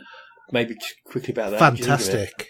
I'm really looking forward to it. Yeah, yeah. I think that Tom Holland's an excellent Spider-Man, and I really wasn't convinced at all. When I first heard about he was going to do it, I didn't know anything about him as an actor, and I just thought, no, Tobey Maguire, but I think he's doing an excellent job, a really excellent job, and I think that they're handling Spider-Man well. So, anyway, back to Avengers. It clocks in at just over 3 hours. I've seen it twice, and neither time did I feel that felt like 3 hours. It's a definite, distinct movie in two halves. Most of the first half being sort of like dealing with the after effects of the previous one. I'll probably put it in 3 parts, to be honest, maybe. Yeah, it is. It is. Because the way it goes. Yeah, definitely. I think that's a good point, actually. Yeah, probably is in 3 parts. But there's some real shock moments, some very touching ones as well. Humour's present, but sometimes borders on too much. And what I would say is Thor, and I'm sure that you know what I mean. I ain't saying anything. I'm not denying. No, I'm not saying, but do you know what I mean? Yeah. Oh, yeah, but. But it's an absolutely epic picture in every way. But was there a standout line for you? What, as in what was worded? Was there any line in that movie that you thought there's something else here? They're talking about something that is to come.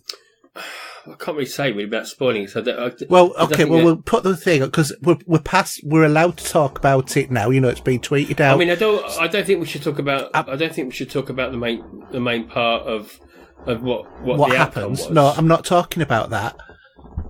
Go on, you tell me. All right, well, I'll tell you what I'm talking about. I don't want to say anything personally at the minute, but what do you want to say? You tell me. It was when Bruce said, "It's like I was made for this." Okay. Do you know where I mean?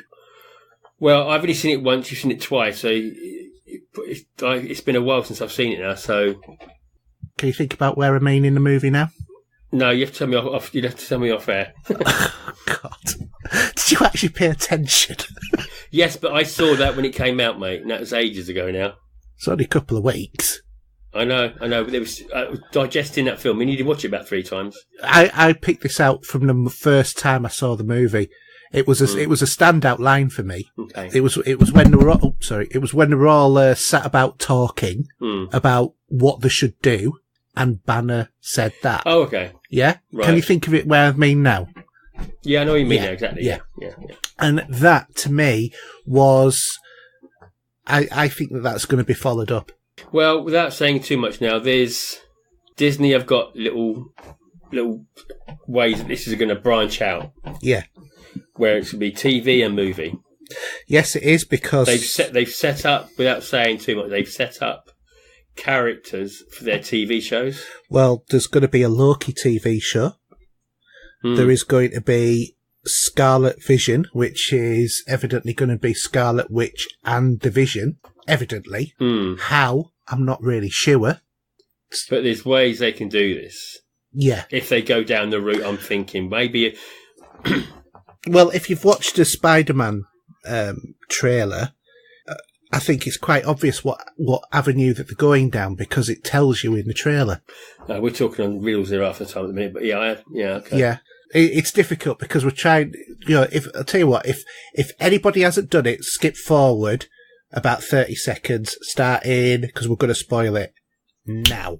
Right, multiverses. Yeah, I don't know if that's a done thing or not. I don't know. I think it is because The only place you're going to, I know, well, multiverse or not, the only way that is going to work is with the Loki character and how he finished, how he left the movie. No, because of what happens at the end.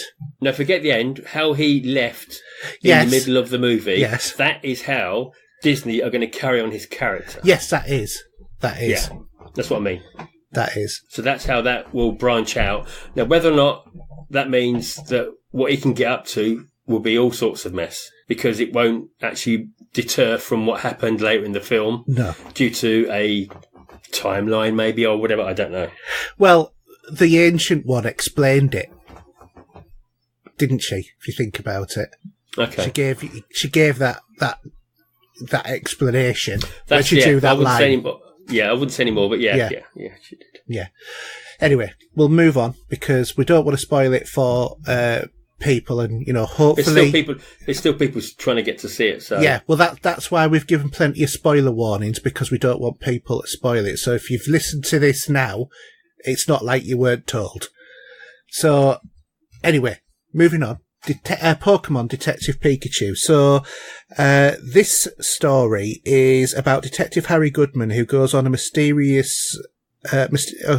who goes mysteriously missing, prompting his 21-year-old son Tim to find out what's happened to him, when he's notified that his father has gone missing. So when he goes to whatever city it is, I can't remember the name of the city, where Pokemon and humans work together, and it's not long before he meets his father's former partner, who's a wisecracking super sleuth Detective Pikachu. And what makes it unusual is that only Tim can understand what Pikachu is saying. So Pikachu's talking, everyone else is hearing Pikachu, Pikachu, and he's understanding exactly what he's saying when he's saying, in whatever language it is. So basically because Pikachu's also lost his memory, and he's trying to retrace his steps, and the only reason why he knows to go back to Harry's flat when Harry is involved in an accident, is looking at his hat. It's got Harry's name and address in it. Pikachu's hat, that is. So basically, it's a story about how they unravel what's going on. There is Bill Nye's in this. I didn't know he was in it, which made it quite interesting. It's voiced by Ryan Reynolds for Pikachu. And I have to say, it's exceptionally well presented. I mean, really exceptionally well presented. It perfectly integrates the Pokemon into real life, and that brings quite a few funny moments as well. But if you've followed Pokemon at any time, or you've played Pokemon Go or any of the Pokemon games, you're going to be going, that's a Mewtwo, or whatever. Sort of the same way Wreck-It Ralph when that came out. Yeah. So if you're a bit of a Pokemon sort of spotter, you're going to really enjoy that. It's funny, it's witty, it's got lots of action for the kids, but there's also, I think there's a bit in there for, us dads or people who haven't grown up, so that we're not completely bored stiff while watching the movie. And I think it's a big must for any Pokemon fan of any age, to be honest, to go and see it. Okay, yeah, I don't think it'd be my cup of tea. I'll probably end up watching it when it gets to Sky. Yeah. Just to see what the fuss is about.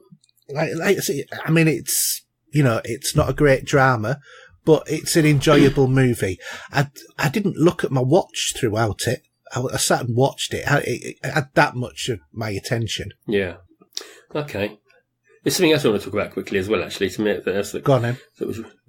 So, firstly, I recommend, if you're a Stephen King fan, this is two things here I'm talking about, is that if you go to the Postmortem podcast, the latest one has got an interview with him. Mm-hmm. He never does interviews, ever. So, unfortunately, my phone was going mental that day. I never got to listen to it properly. So I'll probably go back. But if you go to Post Mortem's podcast, which is done by Mick Garris, you will see an interview with Stephen King. Right. Leading on from this, the trailer for It Chapter 2 came out last week. Okay. Oh boy, does that look good and creepy. Have you seen it? No. The first part? No, I haven't. No. It's not your cup of tea, is it? I'm not into Stephen King at all. Oh, really? Okay. Yeah. But that trailer, oh my, I cannot wait to go and see that in the cinema. That will be a must to do. It looks creepy. It's got, it makes you want to, just gives you that, like someone just said you walked over your grave or something, you know? Yeah, it looks awesome. Really good. Yeah. Yeah. From a horror point of view, if you love your horror movies, I think they've done this to a T. And I think they've followed it more to the book as well, compared to the last one. See, I haven't read the book, so what does that mean in terms of? Well, because obviously how they transfer, like the original it was a TV adaptation. Yeah. This is a movie adaptation. No, but what I mean is, what's the difference in the story? Oh, they're just bits they've taken out and bits they put back in. Oh, really? The same way they did when they did The Shining. Yeah. And I don't know if you knew this, but Stephen King was never happy with the movie. No, I didn't know it. And he actually says something in this podcast I was listening to that I was talking about on Post Mortem. He says something on there that made me laugh, which, yes, I do understand. He does not like that version of The Shining because he was involved with the guy he was talking to. They did an adaptation of it for TV. Mm-hmm. I didn't know this, and I think it's on Amazon Prime, and it's a 4-hour film. Right. So that might be worth going to. If you're a fan of Stephen King, check out the 4-hour TV version. Yeah, definitely. Of The Shining, and I'm sure I saw it there. It's free to watch on Prime Video. Mm. But yeah, no, I love Stephen King, and I like the idea of his old movies, and some of them staying as they are. They've been remade, some of them. I weren't too keen on them. Yeah. You know, Carrie was great in the 70s, and I still adore that film. But when I watched the remake, it wasn't on par with it, to be honest. I would say Carrie would probably be my favourite one out of Stephen King's that I've seen from his original ones. I mean, don't get me wrong, Grace Moretz, my name is, she done a grand job in what she did. But it's just not a patch on the original. No. And I think there's some other bits. I saw there's a few I haven't seen for a while that I'll go back to, The Stand, and that was a TV show. Obviously, I'm hearing that they may remake Salem's Lot, which is like sacrilege. You can't do that. That still works as a TV film. Mm. That is creepy as hell as well. Especially halfway through the film when that's saying too much. Just little kids floating in the air outside this window trying to get in. Yeah, it's really, really gets up you. But it really does. Oh, makes you shudder. Anyway, should we move on? Yeah. So let's go to the listeners' questions. John, what's happening to us?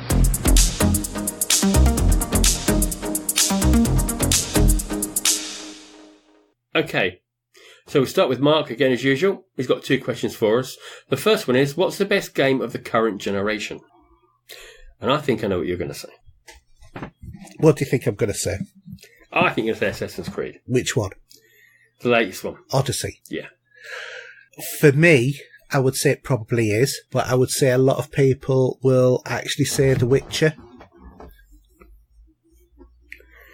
I think that's got a heck of a big following. Yeah. But I do love Assassin's Creed Odyssey. I spent over 100 hours on it. What about for you? I think. Well, sorry. So why were you even asking? So other than Destiny 2, even though I haven't finished the game, I think Red Dead Redemption 2 looks pretty good. Yeah, that looks one of the. If we're talking for the generation it is from what we're looking at and seeing, that works a treat. And anything else? Fallout? No, Fallout 76 won't be in it because that's the same generation with Fallout 4, isn't it? Mm-hmm. It's the same engine, I think. Yeah. I can't think of anything, actually. Oh, saying that, okay. What else? Oh, yeah, what about the PlayStation exclusive with the Androids?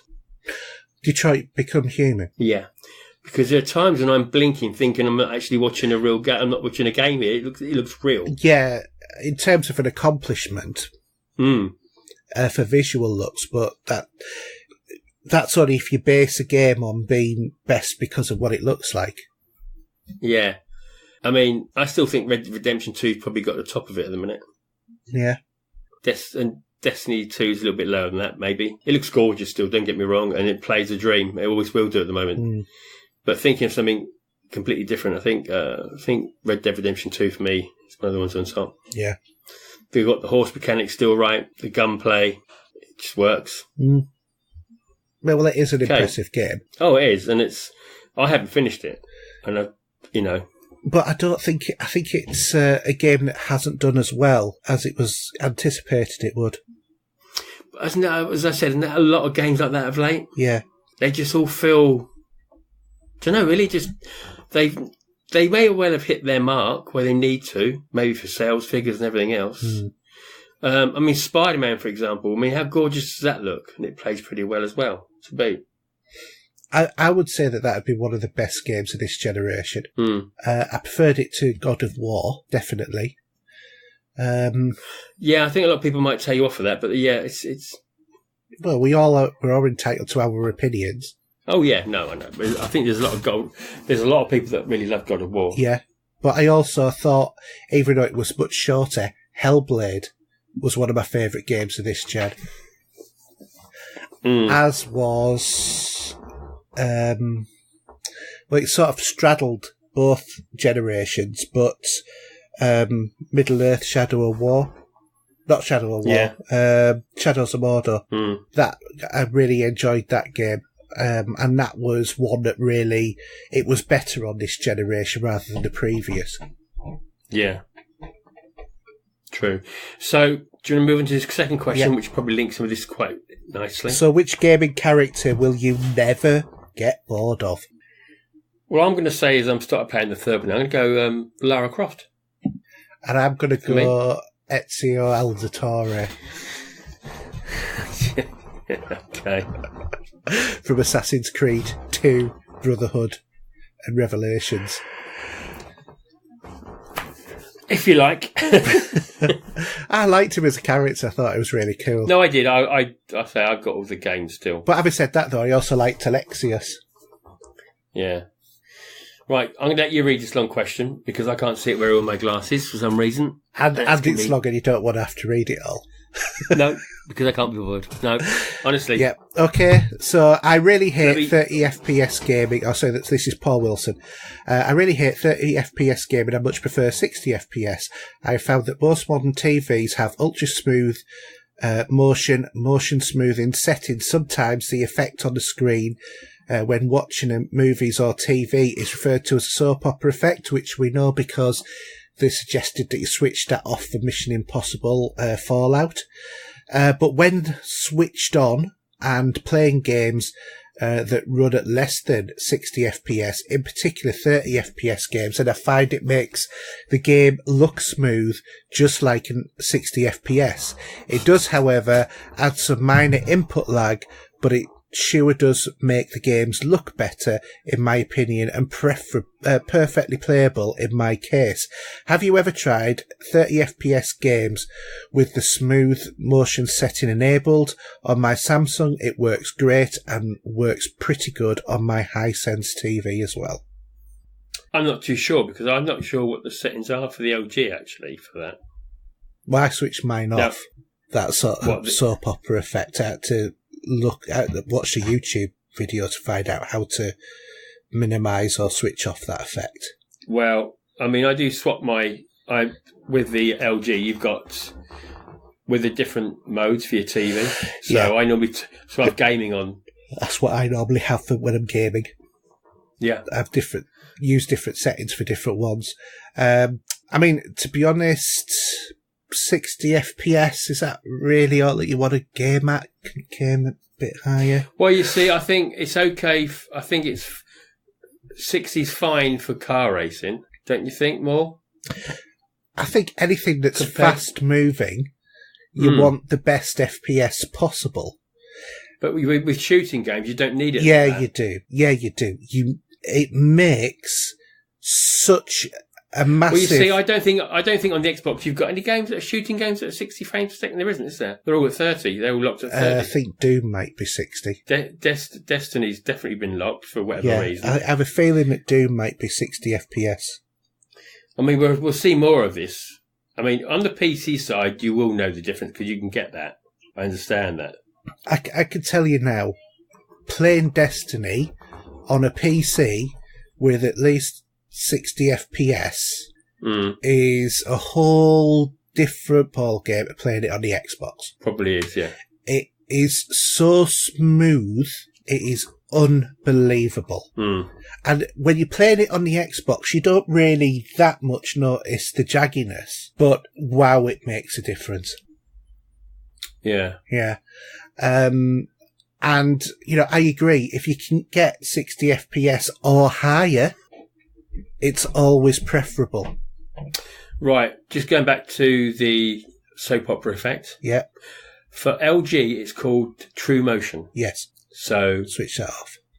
I will have a look and see what mine's at, actually. I'm not even sure, to be honest, right now. But mine's off. Yeah. But for LG, it's called that. For Samsung, it's called completely different. So, yeah, okay. I should look a little bit later, see what that's all about. Yeah. But yeah, no, we're going to see more 60 frames per second with the next console iterations coming out. Yeah. And we'll see what it's like. If not really. faster. Yeah. Anyway, do you want to do Lee? Let me just, because honestly, I've got these lenses are not reading glasses, they're two. Do you want me to read it? No, it's all right, I can do it, I'm fine, it's all right. So Lee Doherty says, Desert Island disc question. Okay. You can take one game, movie, album, and book. What do you take? I'll let you go first. Well, I'm going to guess for you. It's going to be Destiny 2 with the Destiny 2 soundtrack and the Destiny 2 player's guide. No. No, you go first. God's sake. Yeah, because you haven't got. You don't know what you're going to say. Okay.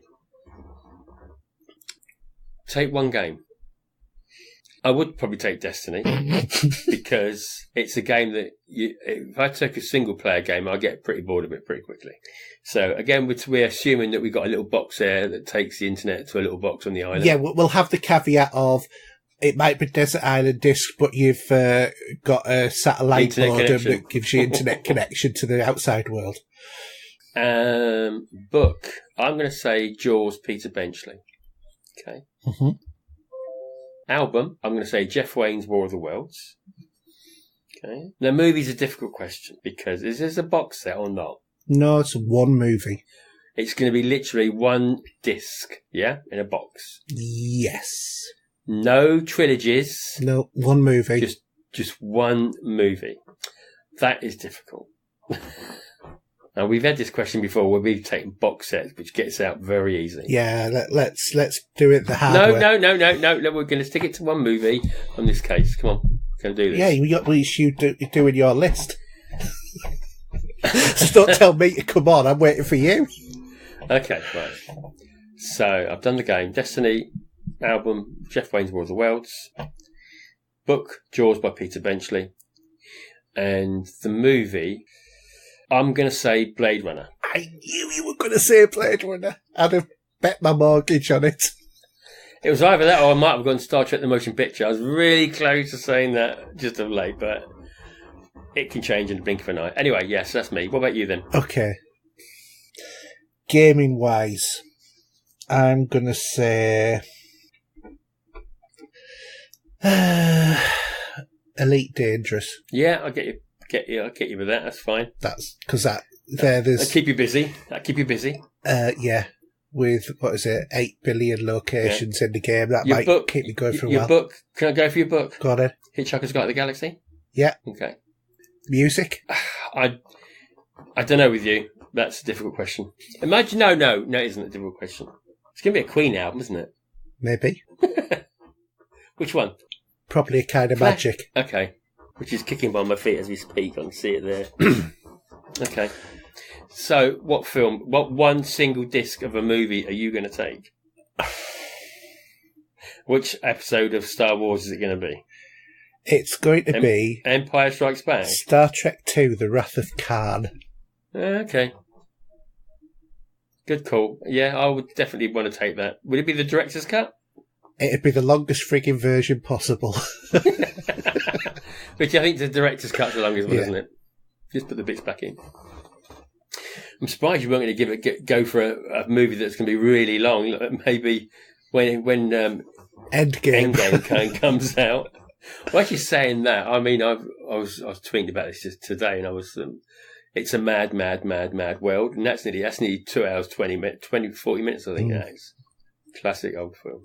But yeah, you can always do like one of the Lord of the Rings as well. Yeah. Yeah, I'm just. You not taking Star Wars is probably really that would be probably you'd put your money on that. Yeah, no, I would probably take Star Trek, to be honest. Okay. If I only could choose one. Yeah. Anyway. Go on then. Off you go. So, Paul Wilson then, another question. How much attention do you pay to reviews? I thought I was going to get caught with 11 when it came to Days Gone. I sold my copy day one. I didn't even break the seal. Then, after reading regular players' thoughts online, I jumped in and bought another copy, and I have to say I've enjoyed the first couple of hours. Have you ever found in the past reading reviews have dampened your enjoyment and enthusiasm for a game, or on the flip side, enticed you into buying something that you felt was a complete waste of money? I can think of 2 examples straight off the top of my head. Go on then. My enthusiasm for Unity was dampened because of all of the bad press. Yeah, I didn't have the problem, so I was lucky. Yeah, I didn't either, but it just dampened my enthusiasm for it. And I've loved that game, of late. And also, I listened to all of the hype about Fallout 4 and bought it and thought it was a complete pile of garbage. No, Fallout 4 was fine. That was never a No, problem. I said in my opinion, and it said, Yeah. I know that you love it, but I'd probably say the same thing. I'd probably say about Mass Effect actually. Andromeda. Yeah, that still was a bane of my life. That's what I've got to get back to completing. Matter of fact, that's one I might install on my laptop. That's a good idea. Start again. Yeah. Other than that, didn't some of the Walking Dead games get a bit of a kick? It wasn't the Telltale one. It was was it Overkill's The Walking Dead? I can't remember one of them did. Yeah, it was that one that was coming out that ended up something. I know the one for you. What? That you got kind of suckered into a little bit of the hype with. We Happy Few. Very much so. Yeah. Yeah. I'm glad I played that as the beta tester that didn't like beta testing. Have you actually played it since? I've tried to put it in, but I just can't do it. I really can't. I've tried. Put a gun with really for that one, I'm afraid. Because it's not actually too bad. It's sort of like a survival version of BioShock. Yeah, no, but I'd rather play BioShock, to be honest. Yeah, well, who wouldn't? Any of those three, any day of the week. Yeah. Okay. Matt Tudor? Okay, yeah. So he's saying here, is there any piece of tech that you'd love to buy that just seems too far out of your reach? I've been eyeing up a Valiant Phantom wireless speakers at $2,500 for one. I don't think the wife would be too pleased, haha. But you can dream on. Constantly. I spend my life dreaming about stuff that I can't have. I think. Well, I mean, I've got the Sky box sound box. That's not bad. Now that is made by Devalier, what they're called. So, and that's got wireless on that as well. Yeah. So there you go. That might be a second option for you. Yeah, much It more. works well. It works well on the wireless for connecting your phone, or if you want to connect a Alexa or something like that. Yeah. That works very well with that. Mm. Me, I'd love to have a cinema in the house. If anything, just if you became that 100 millionaire in the lottery, you'd love to have that cinema in the basement somewhere. Yeah. You know. Is there anything at the moment that is more normally priced that is the just real world. beyond your The reach? real world. Yeah. Because to be honest, we could all say, I want a, I could say I want a Core i9 with, 280 Titan and 64 gig of RAM with, 14 terabyte hard drive, etc., etc. I would like a really, really, really good, decent set of headphones for gaming. Yeah. I'm not talking music, because I've got a decent You've got set of music. Astros. No, I've got an old set of Turtle Beach. I thought you had Astros. No, I don't. They're wireless, and sometimes the wireless drops out occasionally. They're okay. They're all right, but they're just gathering dust at the minute, to be honest. Not talking to anyone on a night. Yeah, but I'd like to have personally, I wouldn't go wireless again, but I'd want something really, really, something really good. I'll tell you what, you want to try out the HyperX Cloud 2s that I've got. They're a really good set. Really comfortable as well. Have you tried the Dolby Atmos app with them as well? Yeah, it sounds good. Yeah. Because the Dolby Atmos app, they don't need to be Dolby Atmos headphones. No, that's right, yeah. Yeah. No, but the Dolby Atmos is permanently switched on for headphones on my Xbox. Yeah. So, I'd now, 69 quid now, the ones I've got. Definitely worth a look. Yeah, yeah. See, I'm surprised. I'd have thought you might have said, like, a really good gaming PC. Maybe. I'm content sitting in a comfy chair, though. Yeah, no, but I mean, you could have that in your study. Yeah. And then when the missus is wanting a TV, you could retire in there and play Destiny on the PC. Yeah, but I tell you what, when that'll happen, I'll tell you what would help push it is when the day they say you never know, this might happen in the next generation as such, that you can transfer your character that you've got on the Xbox. Well, you can. No, I don't think you can. Can you? Not exactly as it is. I'm sure you can. I don't think that's a thing yet. They've been talking about it. I thought it was. I thought that you had the ability to transfer it. I'm not sure how, but... No, I don't, because I know the PC side with PlayStation, you can't. But I'm sure you can't just log on to it. That's not a thing yet. No, you can't do that. No. You want to be swap between the two. Yeah. So I'm going to carry on now with that character and you play it on the PC, then go to the Xbox in the other room, backwards and forwards. Don't think that's a thing. No, that's not. No. Okay. You do Nicky's? I haven't done mine yet. Oh, go on then. I mean, I would, I said a couple of minutes ago, I could turn around and say a massive spec PC. But in reality, one thing that is really just out of reach for me right this moment is I actually want a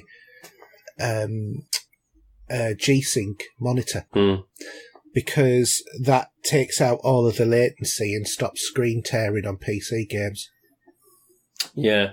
So that's my intended future purchase. I mean, I could do with another TV actually. Yeah, 4K. I could do that in here and also a 4K Blu-ray player. Yeah, or another Xbox One X with a little sofa in your study. But what I'd like is I'd like the ability to play different region. Yeah. As well. I mean, the Blu-ray player I've got here, I've got a hack for that, which I got on eBay, which is a remote, and it's now region, it's unlocked as the regions go. Yeah. So if I pick up any DVD that I'm after. That's free. I can play them on here. It's fine. Mm. But for Blu-ray perspective, I haven't got anything to play Region 1. Because normally, if you look at some of the Blu-rays that come out in the States, they have a damn sight nicer box, more discs, more content. We don't get that with Region 2. Yeah. But hey ho, you can't have everything. No, that's true. Anyway. Nicky Wilson. Mm. Are you surprised at how much Twitch and YouTube game streaming has taken off this gen? And what do you think about people getting banned for streaming games before the release date? Well, it depends how they purchase the disc, isn't it? Yeah. Now, first of all, then you got Shop 2 that might send the disc over early. You've purchased it. They don't mind you playing it, but they might say, "Please don't stream it yet." Mm-hmm. That's a bit of a difficult scenario. Well, I think it's quite clear. As long as you've received the game through legitimate sources, you have not done anything to circumvent the law. I mean, I know. I know. What? I know. Joking aside, that's happened to someone today or tomorrow. Yesterday. Has it? I'm not saying who, but yeah, put a disc in, and he got a ban from Twitch. You'll have to tell us who that is, because I have no idea who you're talking about. You better guess. Oh, that person.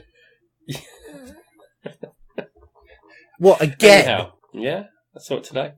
Okay. Well, personally, I don't.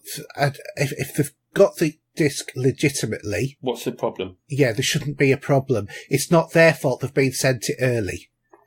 But if they're under an NDA to not release anything, then they should get banned because they've broke their agreement of why they've been given that game. And I had no idea about what that had happened because I do not follow that person anymore. Nothing at all to do with me. That's dead and gone. But I think it's tricky, isn't it? But I do think if a person has legitimately got it, I can't see why they should be punished. Well, there's going to come a point, I think, where YouTube, maybe sooner rather than later, that it's going to get to a peak and it's going to fall in its arse. With all the new legislations that are coming in at the minute, oh, yeah. will be coming in. I'd be surprised if anyone's got a channel at all, to be honest. Especially, I think the ones that will suffer more are those that are probably making money from it. Yeah. Anyone else like me, just doing it for fun, you're not gaining anything from it. All you're doing is advertising to other people that music or whatever. I think that might not be a problem, but someplace it's going to be difficult. Yeah, no, I agree. I think what annoys me more is when like Nintendo start putting pressure on people to stop streaming their stuff, because that's evidently happened a few times. What I think is quite good is some games won't allow you to stream story content that's like got cutscenes. Yeah. I think Persona 5 might have been like that. Yeah, I think Ratchet and Clank was as well. Which, because they don't want to get it spoiled. Yeah. So, yeah, there's pros and cons on that. Yeah, I think that's fair enough. Anyway, looks like Nicky Wilson's, and the rest of this is called the Nicky Wilson Show by looks of it. Yeah. So his second question is saying, is there any way DC can catch up with Marvel in the cinematic universe? I wish. Personally, I don't. I wish but they can't. No. Unfortunately. I think that they're probably going to be in a bit of a stronger position now because in effect, it's a new Marvel Cinematic Universe now. Yeah. Because of what's happened. Again, we're not doing spoilers, but I think it's a fresh start for Marvel now. And that doesn't tell you what's happened in the movie, in case you're thinking it does. But the DC universe, Batman's always been one of my favourite superheroes. But God, the DC universe can be quite depressing.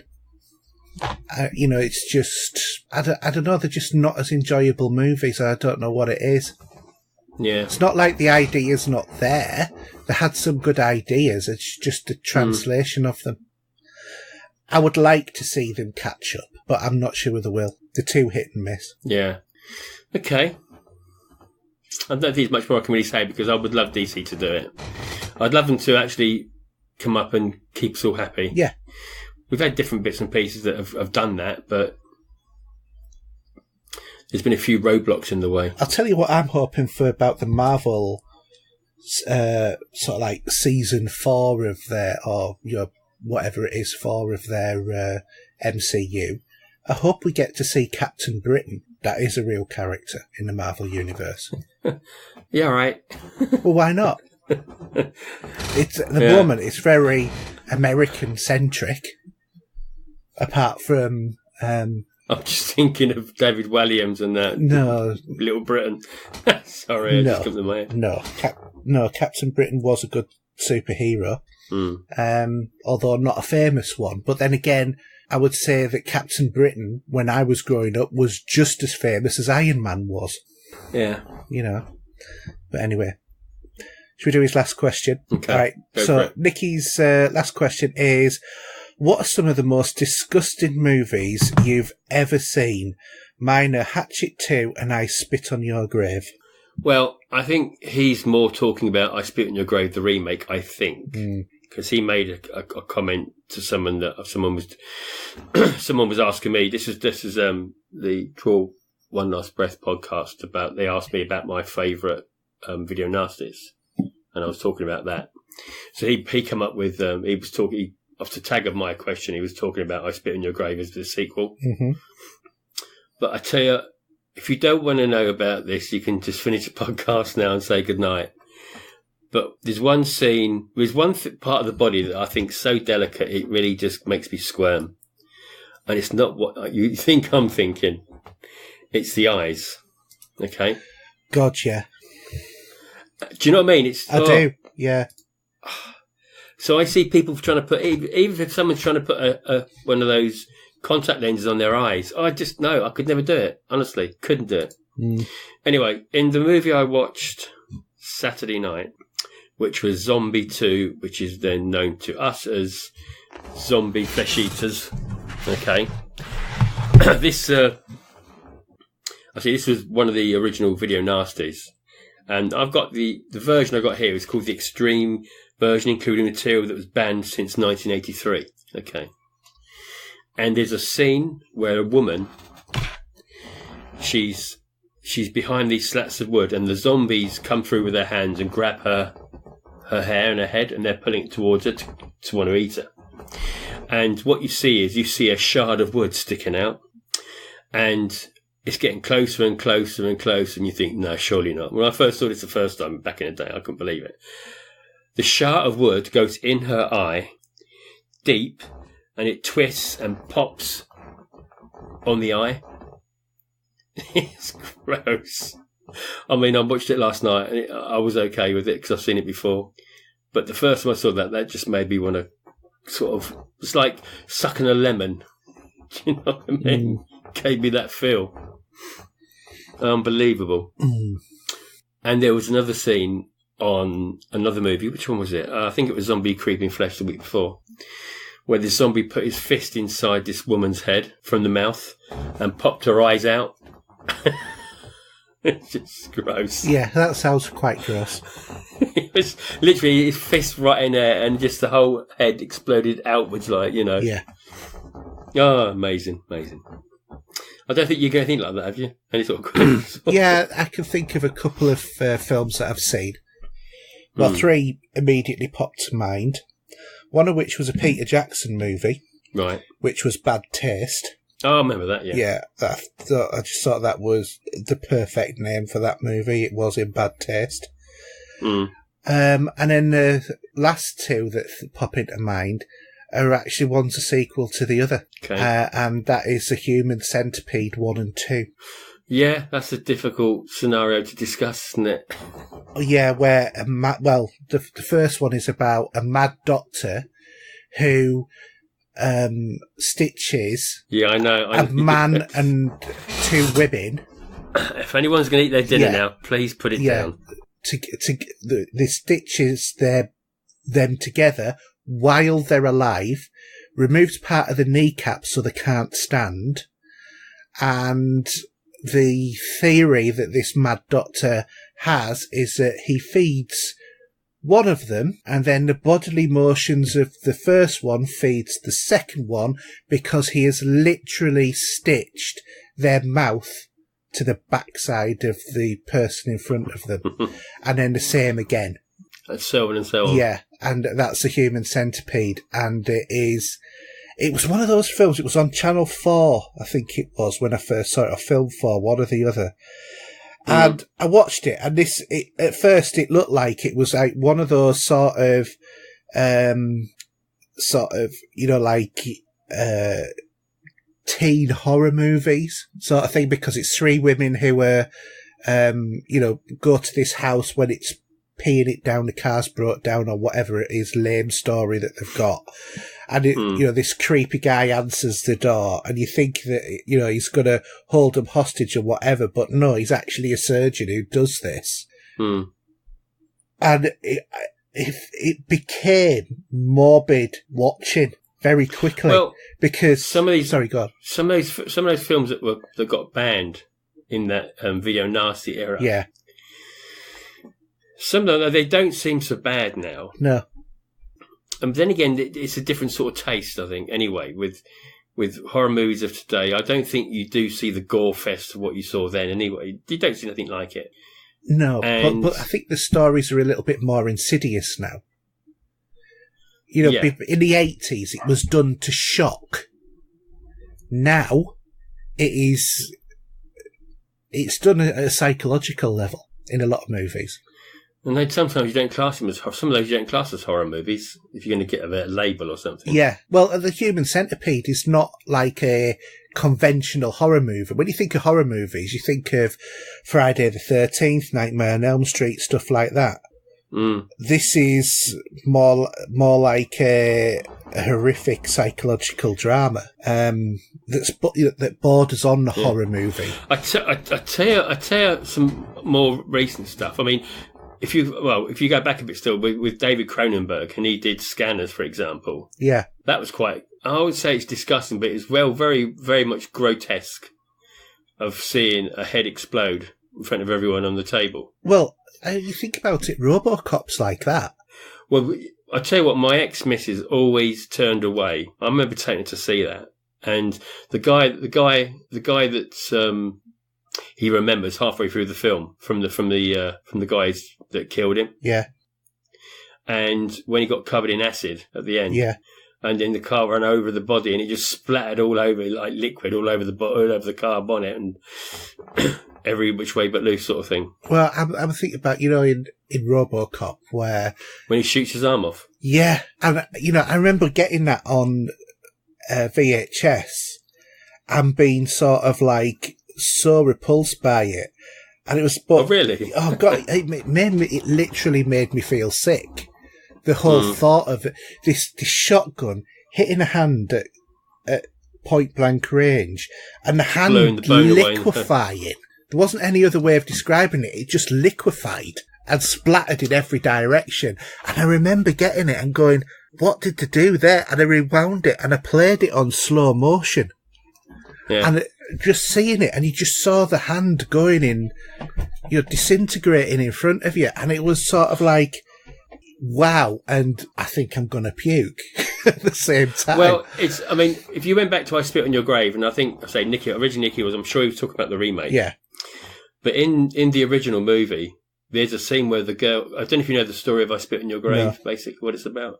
So what it is this girl's raped by all these blokes in the woods, and she entices them back to kill them, basically. Yeah.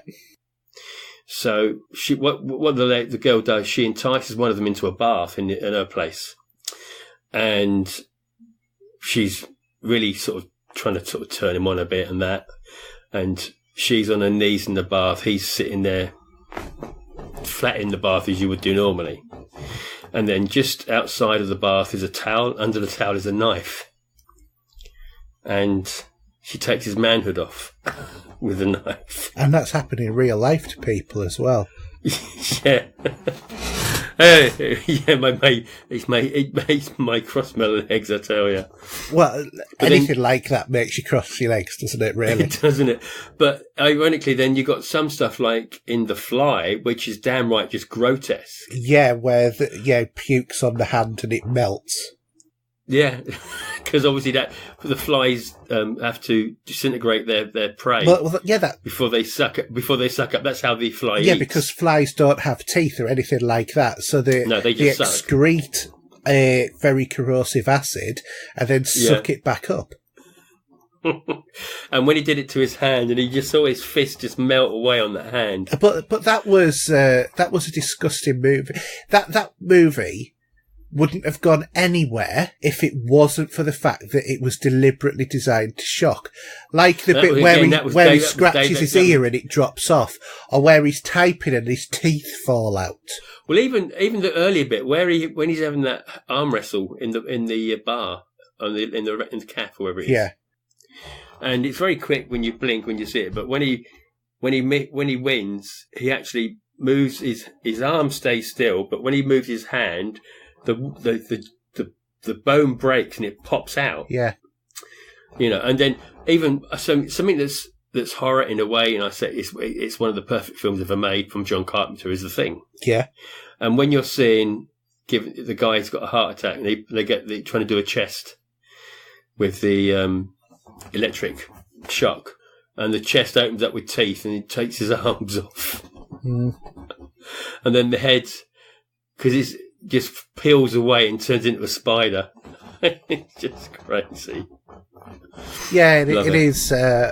It's because to a lot of people, that actually turned them off that movie, because it was the same year. Because what had happened is, if you don't know this, or some people don't know, The Thing was never the hit it is now. No, it's a cult movie. But it failed to a certain degree. And it failed more because it was released just at the same time as E.T. But me being me and being odd and weird, I absolutely loved it first time I saw it and never looked back. Yeah. But a lot of people turned their nose up at it. I loved it as well. It's a great movie. So, but yeah, there's loads out there. It was some of the stuff from the 70s. If you talk, I'm not even going to mention in The Exorcist what's in that, because I don't think it's appropriate. It's not appropriate for this podcast to talk about it. It's been years since I've remembered it, and I might be remembering it wrong, but I seem to remember the Hitcher with Rutger Hauer, where a bloke is pulled apart by two vehicles. Okay, I haven't seen it for years. I haven't either, but I seem to remember that was in that movie. Well, that reminds me of two. Actually, you were saying that reminds me of two other movies. One you've not even mentioned yet, which I'm surprised at. And one I'm going to mention first, and then you're going to say and come back and tell me about this movie I'm going to say in second place. So one of the times I saw that was in Day of the Dead. So George Romero did, obviously, Dawn of the Dead, Land of the Dead, Day of the Dead. And in Day of the Dead, a load of the zombies grab this one guy. Yeah. And they pull him apart from his arms and legs. So his body guts just spill out, and everyone's then diving in and eating it. And they use real animal carcasses to make this effect. Yeah. And Shaun of the Dead. Told you. Yeah, exactly. Yeah, where the guy off Black Books ends up getting split in half. Yeah. See, I knew you were going to mention it. I brought that one up. Yeah.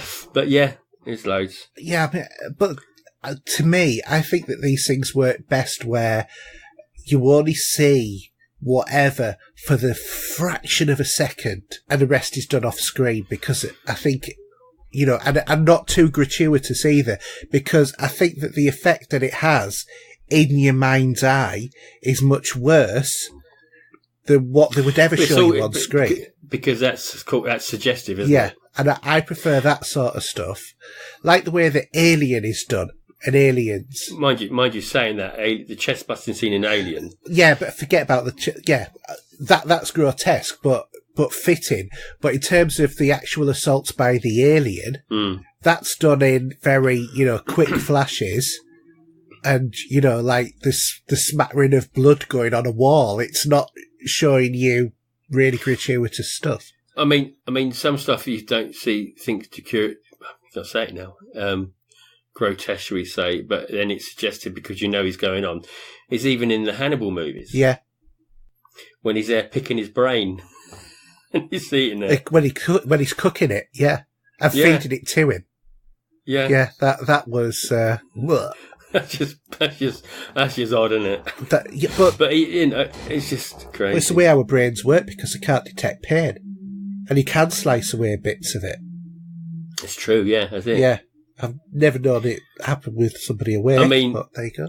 In that Touch of Death I was watching the other night, last week on Amazon. Just go and have a look at it. It's funny, but it's the first scene you see of that. You see him cooking it looks like a big steak, and he's sitting at the table, sitting there in front of the TV. And I know for a fact that is not a bit of steak. It's going to come from somewhere else. And he goes into this room next door, and this woman's laid out there bare naked and dead as a dodo. And you can see where he's hacked her leg to get that chunk of meat out. It's just, yeah. Oh, it was a fun time for the video nasties. Yeah. But I mean, even in TV series nowadays, things like The Walking Dead, because some of that's really quite horrific when you actually look at it, where, well, you have the blood, but they don't go over the edge, do they? Well, I think that they do sometimes.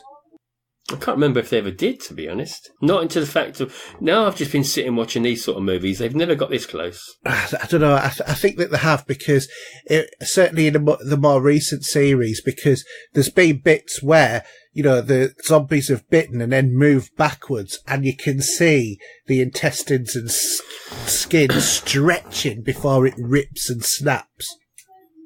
Man, I don't know. I compare that to something, well, like Dawn of the Dead.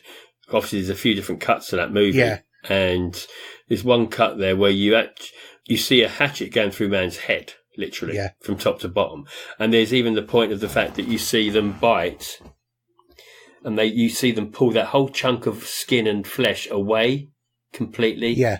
And it's done almost, it's like it looks in slow motion to a certain degree. But you see that whole chunk come out in someone's mouth. And that probably not been in The Walking Dead, that sort of style. But yeah, it gives me a taste for some more, that does now. I fancy some. Anyway, should we leave it on that thought? Yeah, let's leave it on that thought. So do you want to do your contacts? Okay, so at Twitter handle at Steve007, PSN ID, the real Steve007. I actually turned it on the other night, believe it or not. Me. And then I turned it off. Yeah, so you did the update. I did, yeah, I did that. And, I forgot to, sorry. I wanted to play a virtual reality game. I never got around to do it, but we'll wait for next week for that. Okay. And that was virtual reality. That was the golf demo. All right, yeah. For everybody's golf. Yeah. Anyway, so Xbox Steve007. Don't worry about emails. You can do the Pop Culture Gamers one, but you can catch me on Twitter more than anything else. You'll find me there any day of the week. Yeah. Okay. And yourself, mate? Well, mine, I'm HERJ UK on absolutely everything. PSN, Xbox Live, Steam, Uplay, Twitter. You can find me on YouTube that way, etc., etc. If you're enjoying the show, you can join our Facebook group. Just search for Pop Culture Gamers. If you've got any inquiries and you want to ask us, then you can contact podcast@popculturegamers.co.uk.